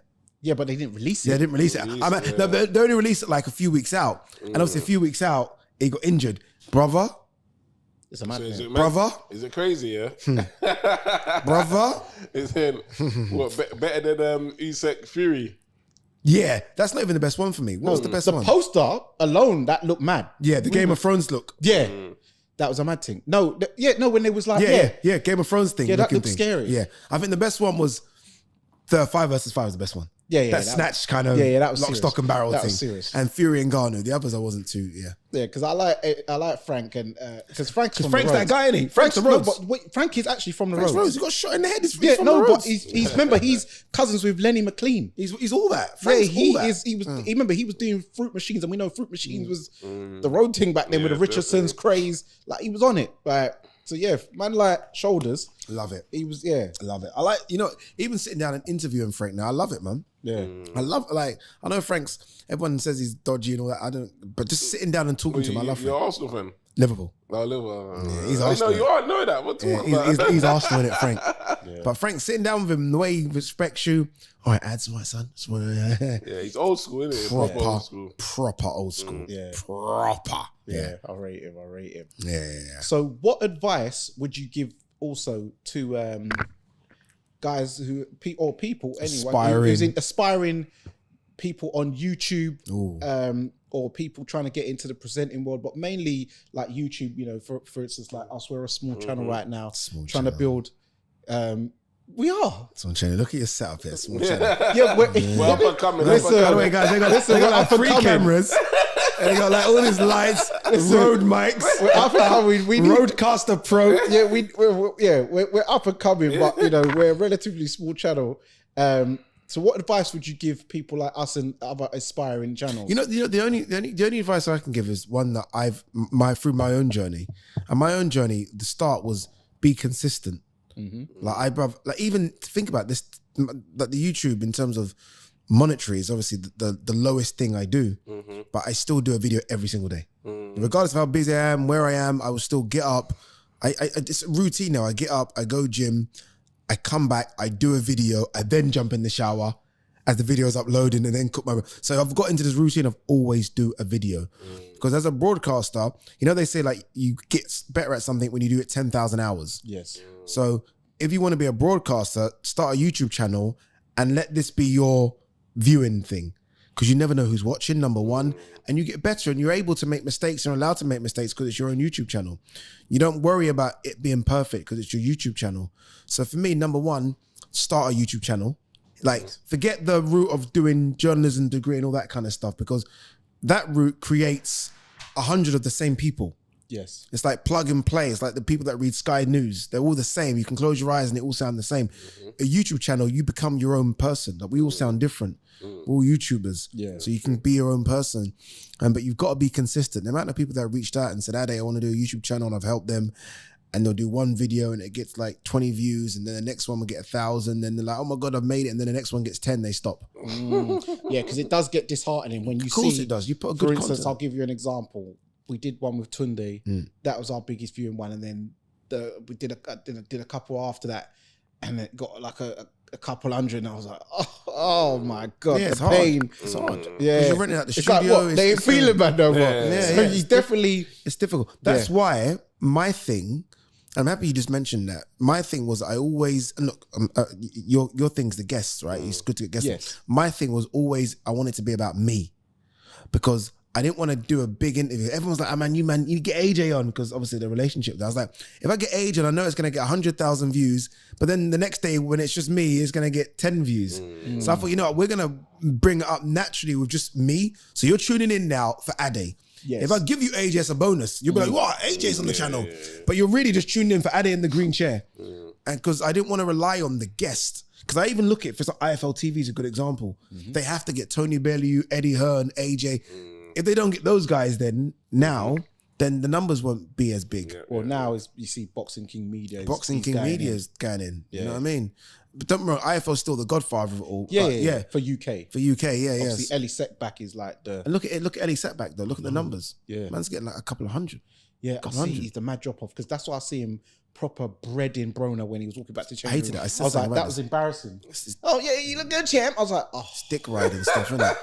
Like Brona lost, and you're like, you looked okay. I saw Fury was on him one time. Fury was on that Ellie Setback for one time. No, but you saw the way he was bum licking, and it was just so like embarrassing. I was like, this is big Ellie. You know? So you guys have got to do what you continue to do. And anyone, you've almost, like with the green chair with me, I've always tried to keep it as real as possible. It's harder now because I work, and there's some things I want to say, and I'm like, it's difficult. But you guys are able to keep it as real as possible. So you've still got to keep that. Keep it a buck. Keep it a buck, because people will tune in for that. People want that. People are searching for that because they can't get it as much with me anymore, because I can't. And I want to. Yeah. Some of the dramas we've had, I really want to say stuff. And by the way, don't be trying to call him company man and all that. Listen, man's got to eat. If you've heard the story, you see where he's come from. Bruh. Exactly. So what, you want him to just throw that all away? To ham on the block and you, man? Yeah, man, kept it real, man. They want you back in the hostels in Stratford. Keeping it real in the barbers. Like, come on. I got things to do. I got to buy my mum a house in Nigeria. I got things to do. A lot of people always talk about keeping it real until they're in position. Until they're in their position of keeping it real. Exactly. And then you realize you can't keep it real. Yeah. Do you know what I mean? You can't. And not only that, but sometimes, look, you see these boxers. You keep it real. These guys are fighters after all. Yes. Keep it real and let one of them roll up on you. Yeah, that's the worst. Listen. No, I won't, like, boxers are the They're the most emotional athletes. You say something, and I don't know if this is because football, you're training regular. Yeah. So, obviously you're training regularly in a camp, but you have your phone a lot. So they see a lot. They see everything. Boxers. They see everything. And they're footballers fighters. don't, but boxers they're fighters, see and it's the everything. hardest sport in the world. So I kind of get it. I came out when I first started with an arrogant attitude, like, fuck these boxers. But then you realize this is a tough sport. You're getting punched in the face for real. So, you can get seriously hurt in there. And then there's man like me on the green chair saying, that man should have gone to the well in that 10th round. Now, why is he not doing they're probably watching thinking, this pussy. Yeah. Do you know how hard this shit is? Do you know my throat was My burning? throat is burning.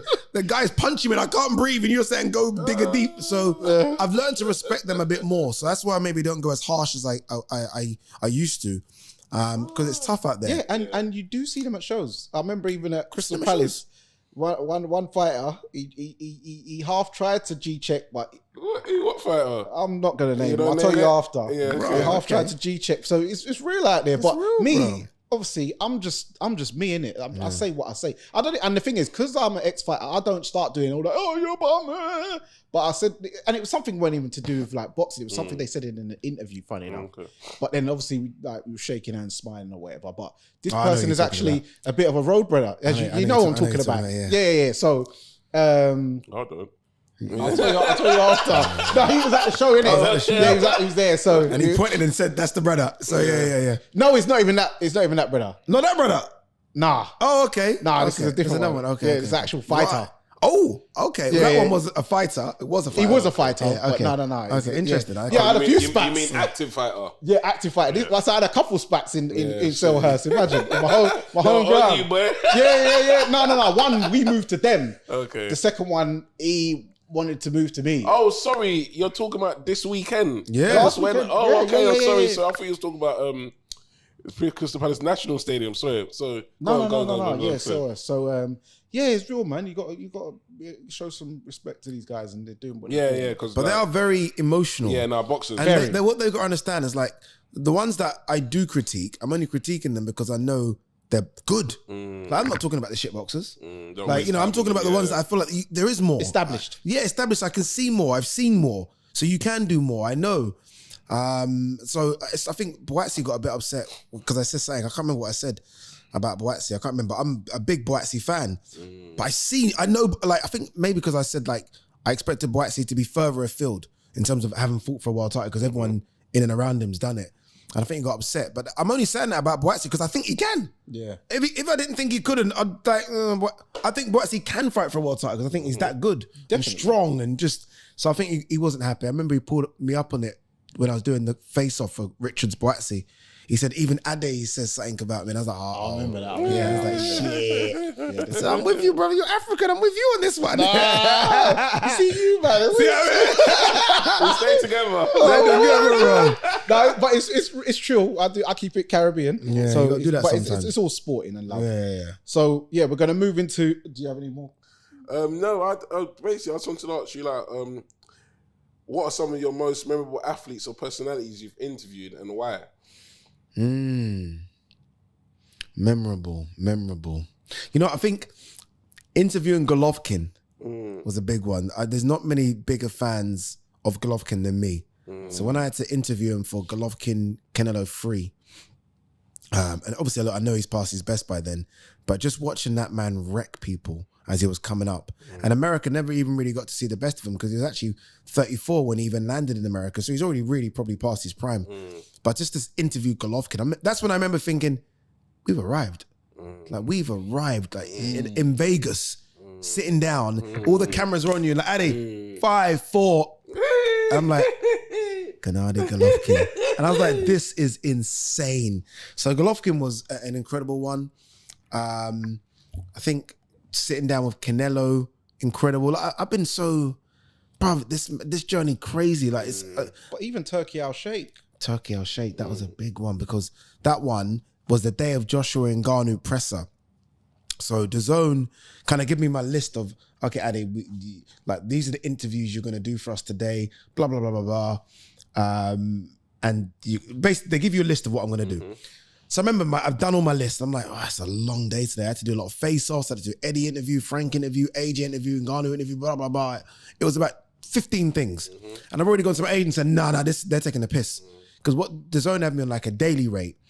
And I'm like, they've tried to get everything out, like squeeze this fucking thing. What? And I was like, so I remember complaining. And then in the end, they gave Darren Barker some of the interviews because I complained a little bit. And so right at the end of that, they're like, yeah, Ade, can you interview Turkey? I'm like, nah, you man are taking, no. I said, nah, come on, you guys are taking the piss. Like, You're gone too far. And then with Turkey as well, he's so like, it's when he's ready to interview. So if it's like, oh, interview at 6. If Turkey's like, I feel like at 6, you ain't interviewing at 6. You're interviewing at 8. When he's like, yeah, cool. So there's like, Ade, can you go to, please, he's asked for you to do it. Can you go to Park Lane?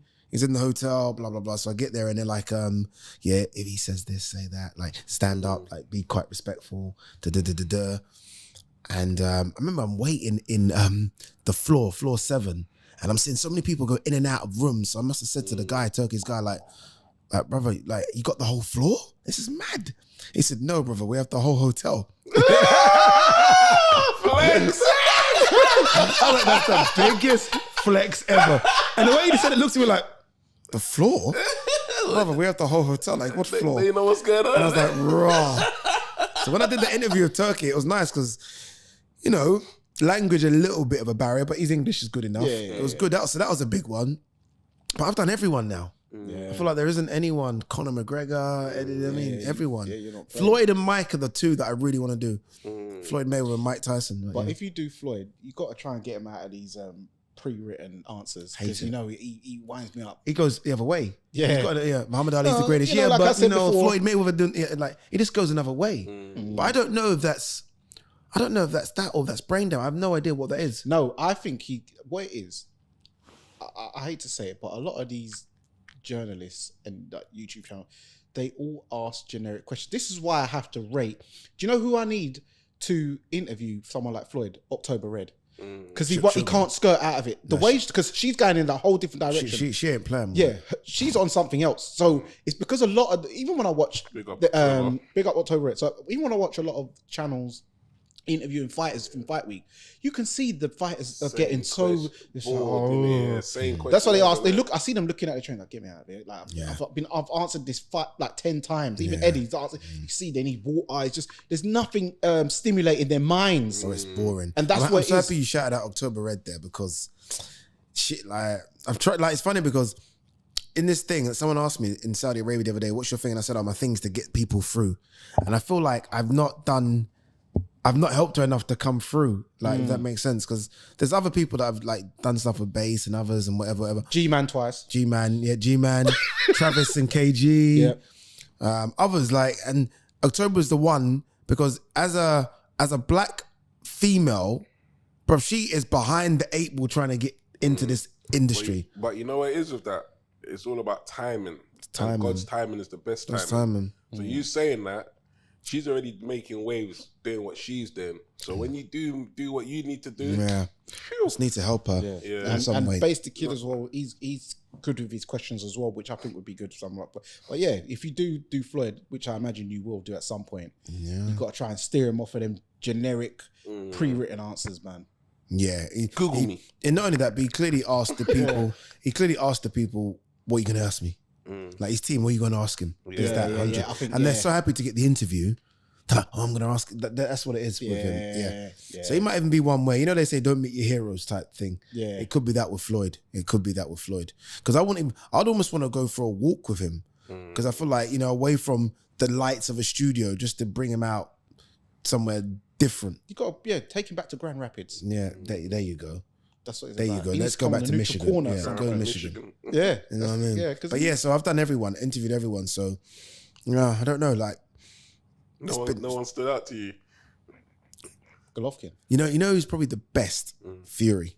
Fury's probably the best. Tyson Fury. Oh my God, bro. I don't care what anyone says, man. I know people dislike him, like him, whatever, but that guy, he gives you something in an interview all the time. Like he starts off with me especially, because the last interview we did, like his team came in and they were like, "Oh, Ade, Go on, I heard you're Usyk now, ain't ya? Yeah, bro. Swear to the God that made me. 30 of them walked in the room, and his manager Spencer Brown said it, and then Shane Fury's brother said it, and I think John might have said it. Oh, is it? You got Usyk? Because they've seen my prediction. I said Usyk's gonna win, and Fury's sitting there as they're saying this, and I'm like, fucking hell, we got like Fury knows I've got Usyk. 30 man. Yes, so it's like, it was a bit like awkward, and so but then he just gets into it with you, and he gives you so much energy, and he'll give you a line, and he'll say something crazy. He is an interviewer's dream. He's an entertainer, isn't he? He's an entertainer, bro, through and through. Entertainer through and through. So he's definitely number one. Yeah, I love that. All right, so we're gonna go into the penultimate round. Okay. It's a series of questions. Yeah. Have you seen this on the show? Be careful, No, be go on. ready. Let's go. I thought you said you watched the show. Let's Be go. on your You know, P's no and one Q's. watches the YouTube video the whole way through. Yeah, don't say that. Don't say that. Everyone, stay tuned. Stay tuned. You get the first 30 minutes. Stay with then us. We know we said keep it real, but not that real. Stay with us, people. Chill, chair. All right, hit that bell. Red corner or blue corner? Red corner. Left hook or straight right? Left hook. Roy Jones, left No one hook. pick straight right. Yeah, no one. Left hook. Everlast or fly? Ooh. Everlast. Cleo Rays or Grants? Grants. Those gloves, them Grant gloves look different, you know. No, I love them. They just look, and I know the family in America. They're always at events, and they're just beautiful. Yeah, I love them. Yeah. Right. Inui's what? Is Inui wear Grants? Nah, he wears some different Japanese Who ones. wears Doesn't he Grants? wear winning? No, he he's wears not winning. because remember we was watching, we're like, what are those? Yeah, he's wearing something else. And they It's just some seem they look custom so tight on his wrist. It's almost like there's no padding in them. thing. Yeah. Rival or winning? Rival. Pathan Sports or RDX? I don't even know what Pathan Sports is. So I'm gonna Fury That's gloves. the one Fury. Is that what Fury was? Pathan and, Sports? and Klitschko wore in their fight. Yeah. Fury Yeah, Klitschko man. wore. It's just then RDX. I'm going RDX. I know them. That's Lyndon Arthur. Lyndon gloves. Arthur, yeah. Leon or Venom? Venom. For boots, Nike or Adidas? Adidas. Yeah, because that's what I wore in our era. Did you? Yeah, because obviously I was boxing back in the day. Nike boots weren't out them times. It's only Adidas you had. Yeah, it's money because back in the day, no like sports company were getting into boxing boots like that. It was only Adidas, Yeah. literally. Everlast or Lonsdale boots? Lonsdale. York Hall or Wembley Arena? York Hall. Every single at Wembley Arena should be fucking knocked down, brother. Yeah, Trash. It's not a good boxing. It's just arena, not good, innit? bro. Yeah. It's not good. You're cool. From them seats where you're up top, it's the best view of any boxing arena in the world. Yeah. Those seats up top are incredible, bro. When you come there, make sure You feel like you can jump over into it. It's amazing. Wear a t-shirt early when you come. Oh yeah, because you were sweating. Yeah. Sauna Yeah.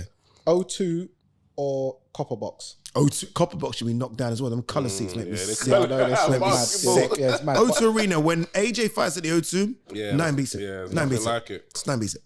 Tupac or Biggie? What kind of question is that? Tupac. What Nah, kind of And by the way, Wait. we're gonna just so we're gonna see who stays tuned, because I know the answer to this question. Name me. This is the answer. So you can win 2 tickets to Wembley show, which will be announced if you get this answer correct. Ade, look into the camera and let people know what is your favorite Tupac song. Oh, brother, it's changed though. It changes daily. The one I know, I thought it It was. changes daily, brother. I feel bad now because someone might have watched this and it changes daily. Nah, But but okay, I'm it's the going by the one I think sick. I know. The one, is it their mama? Nah. No.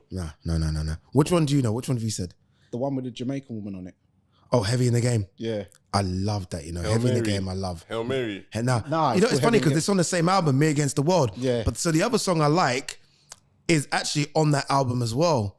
But Heavy in the Game is, how did you, well, I've never said that to you though. Come on, I've watched things, man. You've got cameras in your house. We've Right, I can't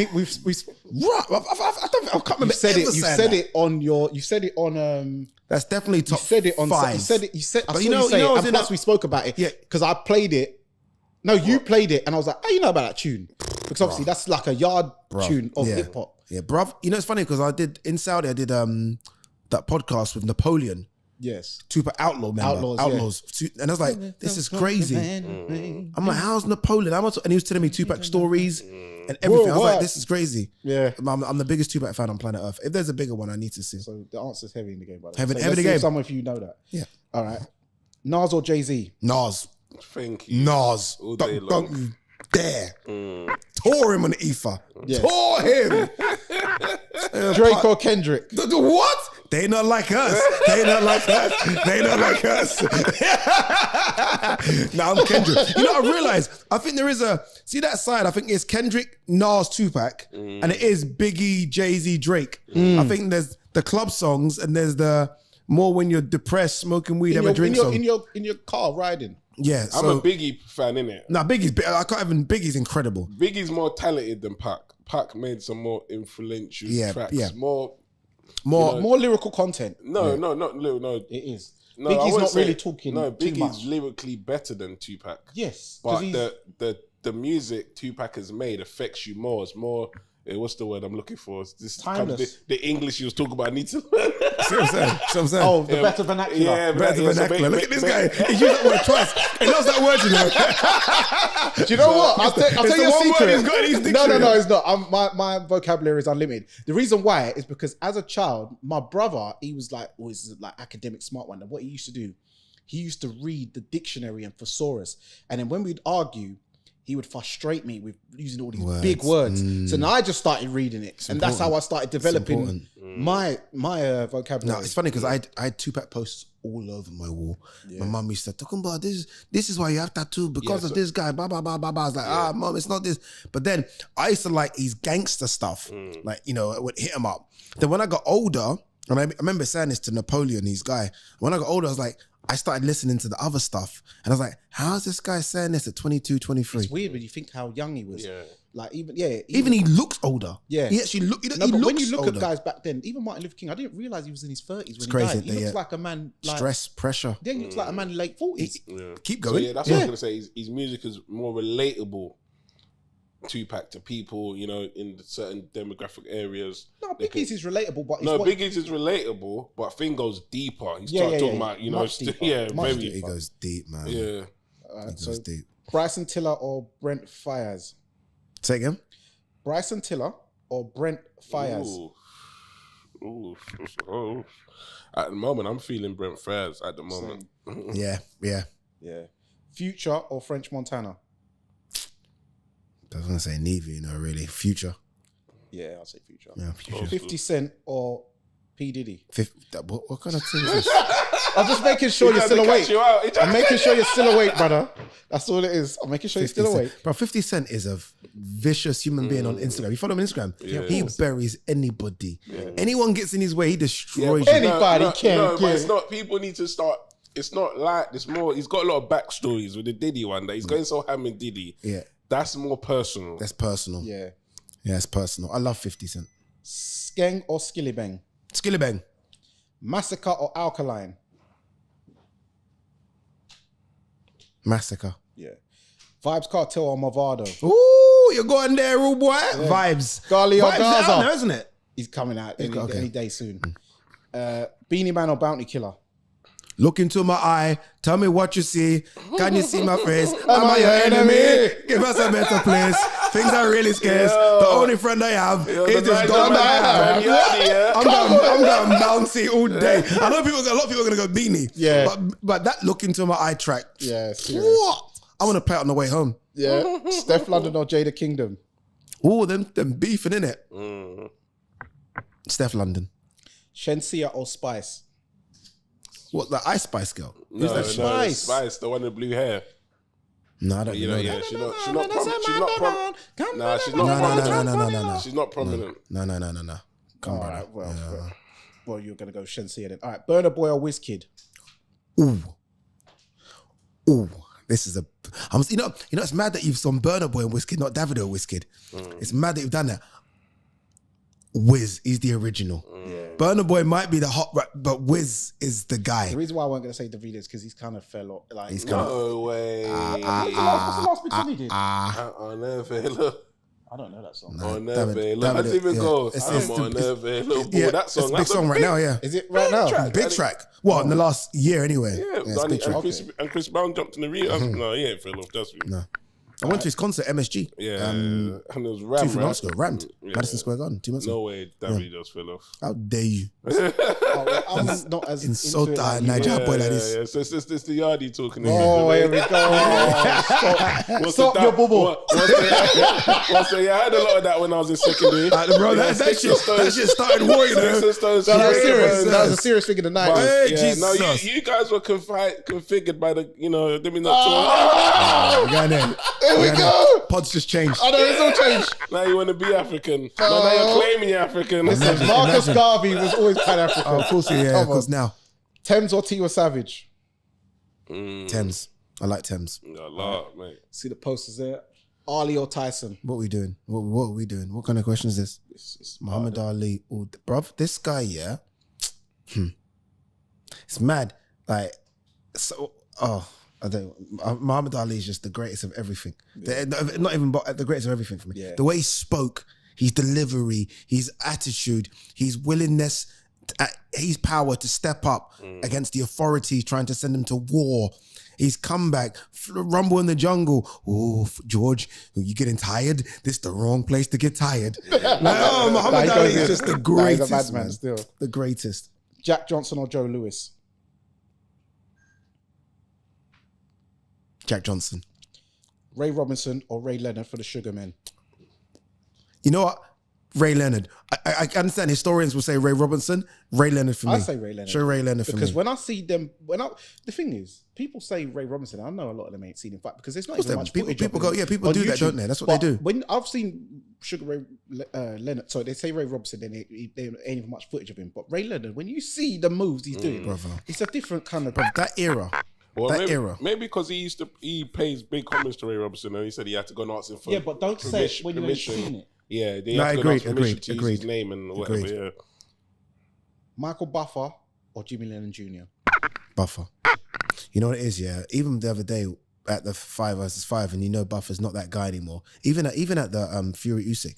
But and he's obviously he's 10% of what he was. But once he says that, let's get bruv, it's insane still. And as a fighter, I'm thinking, they want Buffer.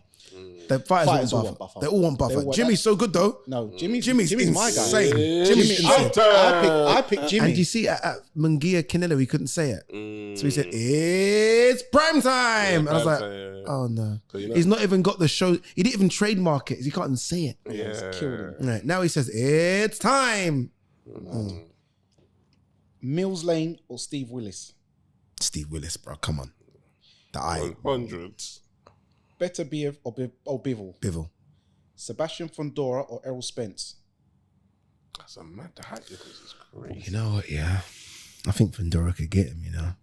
I think Fundora could get to him, you know. I remember how Fundora bessed up Erickson Lubin and he rearranged Lubin's face. Yeah, I remember that. Yeah, I know he got stopped, but yeah. But Lubin Errol Spence ain't no Lubin though. That's true. Yeah. But what's Errol now though? Yeah, exactly. What's Errol now? After the accident, not just the beating, the accident, everything. And lifestyle. Even the way he talks is slowed down, you know. The way he talks is weird as well, Errol. Yeah. I don't know if that's the teeth though. Yeah, it might be. Canelo or David Benavidez? Oh, bro. Benavidez. Come on. Like murder. Benavidez will hunt him down, you know. That's my Hunt him down. nephew right there. Yeah. Devin Haney or Teofimo Lopez? The takeover. Tio. Only pugilists will like that. Yeah, the takeover. Shakur Stevenson or Tank Davis? Shakur. Chris What, Billy you say you Smith. got Shakur beating Tank? Yeah. I really, yeah. Chris Billy Smith. Without no... Don't put money on it, people. Chris Billy Smith or Zerda Ramirez? I thought he was going to go with someone else there for a second. Oh, you thought I was going to go with the obvious? Yeah. Nah, make it interesting. I've ruled up... You know, I'm going to say CBS. You know, the only reason why? I've gone against him twice. And this guy keeps... There's got to be a point where I say, maybe this guy is all right. Because I've gone against him with a Coley and Reactpour. Like, I never thought he would come out on top on both of these dudes. So maybe you got to start sticking with him. Maybe sometimes you got to go with that guy. So I'm going to go CBS. Boatsi or Willie Hutchinson? Boatsi. AJ or Dubois? AJ. A Coley or Dillian White? Trying to get man in trouble. Oh, Trying to get man in trouble. Akoli. I think Akoli could do him, you know. I think Akoli could do him. They sparred. He put out. Listen, Ade, I'll see you in Argos. I'll see you in Argos, yeah? I think Akoli could do him, you know. They sparred and he put that post up saying slapping up your favourite heavyweight. So yeah. Shadesha Green or Savannah Marshall? Oh, Savannah. Savannah good, you know. Yeah. Savannah good. Yeah, Savannah. Caroline Dubois or Ferreira? That's serious. Now, they fought right now. Yes. Right now. Next fight, each. Oh, bruv. I ain't got a clue. That's a tough one. What are you asking me that one for? This part of the penultimate round. I think if it's right now, I think Caroline Dubois in a year would murder everyone. But right now, yeah. All right. BMW or Mercedes? Merc. Audi or Lexus? Audi. Rolls Royce or Bentley? Rolls. Daytona or Sky Dweller? Sky Dweller. Pepsi Got or both. Hulk? I'm joking. Pepsi. Wimbledon or chocolate? You know, I love the people that are watching know what we're doing here. This is amazing. Chocolate. This is for the streets. AP or Patek Philippe? Patek. Hubo or Chopard? Hublot's done now. Yeah. Hublot's done, bruv. So someone was trying to sell me a Big Bang. Someone's trying to still wear it. You're right, you know. It's done on the streets. It's done for us. It's done on the streets. But Mbappe wears it. He's sponsored real by watch real watch, but still wear it. Yeah. But for me, it's done. Someone was trying to shop one for me for 4 bags. The Hublot, and I was like, well, okay, still wearing this. This is you young boys. Yeah, you are just fat. Remember, we used to wear Von Dutch hats. But that was a yardie thing, though. Von Dutch. Yeah. We just vanished from them. As soon as they're not cool anymore. Okay, shit. Ibisu. Yeah. Oh my God. They're coming back, you know. Yeah, they are. Yeah. Because they're baggy. Remember like back in the because everyone's wearing the flare thing now. Yeah, they're baggy. Imagine that. Yeah. Dark skin or light skin? Dark skin. Give my dark skin sisters every day. Queens, I like Queens. Come on. Looks or personality? Stop lying, looks. Keep it up. Stop lying. Don't keep that on buck 100. Stop lying. It was a personality nonsense. Slimline or curvy thick? This is an interesting one, yeah, because normally it's curvy thick. Half. Yeah, I need a bit of both. Yeah. Because how thick are we talking? Yeah. What's her name? Give me a thick option. No. What's her name? The one, the Canadian brother. Oh, Megan Thee Stallion. Yeah. So that's So what's that? Is that thick? Yeah, that's thick. No, I need Can't be slimline. No, I can't. That definitely slimline.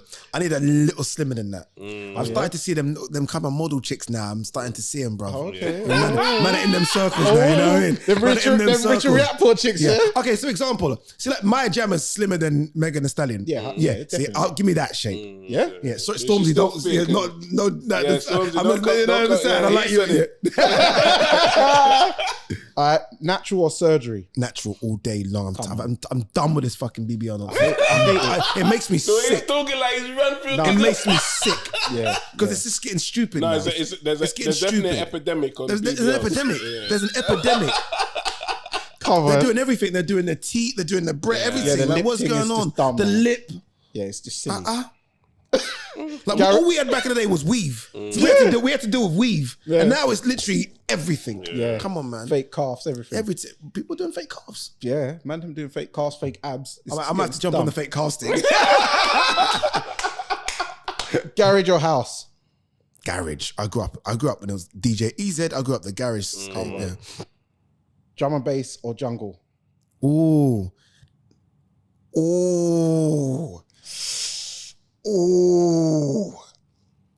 Jungle. Yeah. Jungle. Wicked. Jungle is massive. Oh my God.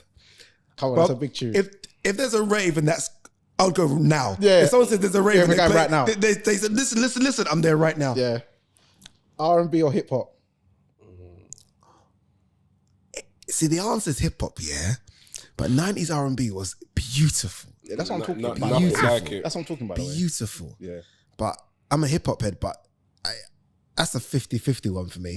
Because R&B, like Mary J. Blige songs back in the day, I know he's incarcerated, but R. Kelly, don't stop. Well, I still listen to R. Kelly now. You know what I mean? Yeah, Some of the Usher tracks back in the day, His music ain't done SWV. nothing to me. Yeah, bro. Oh my God, it's beautiful, beautiful era. You got to separate the artist from the crimes. Fact. Slow jams or New Jack Swing? Give me that slow. Ooh, actually, you know, the new Joe. See, I jumped too quick. But give me slow jams. Slow jams, bro. Ooh. Dancehall or Afrobeats? Joe the C back in the day. Yeah. H-Town. You know what? This one's controversial, what you just asked there. Dancehall Afrobeats. Because I do feel like Afrobeats have taken from dancehall a lot. Okay. Yeah, I feel like that sound, So you think a lot is derived from... I think a lot is derived from Afrobeats. I think if Afrobeat like artist is reggaeton. honest, they'll say it. Afrobeats though. All right. Afrobeats. I've got to. Yeah, what am I going trust to do? me. Oh, I want to go I back to would've Nigeria. stopped talking What am to I you. going to do? I can say Jamaican music. I can say Jamaican music better than Nigerian music. He's answered with his head, not his heart. Not his heart. His heart. Saying politically correct. Yeah. Reggae or revival? You know, I might have to go revival. Yeah, I might have to, you know, because sometimes you listen to a revival, or you go to my friend's house, he got the rare nephew out, got a nice bit of rum, and his mum's got revival in the back, and it's just so nice, and the barbecue's moving. Revival. Yeah. All right. Where are we gonna go from there? Listen, I like this or this. I'm gonna have to use this. It's still this with the. Come on. the boxes. Come on. Oh, where are we gonna go? Oxtail or peppered steak? Oxtail. Curry goat or curry chicken? My friend, these are tough questions. Curry goat. Jerk Without all the nonsense stuff, like I want it. I don't want the fat. Yeah. Jerk chicken or brown stew chicken? Brown stew chicken, brother. Very long. Brown stew chicken. When it's made right, When though. it's made correctly, yeah.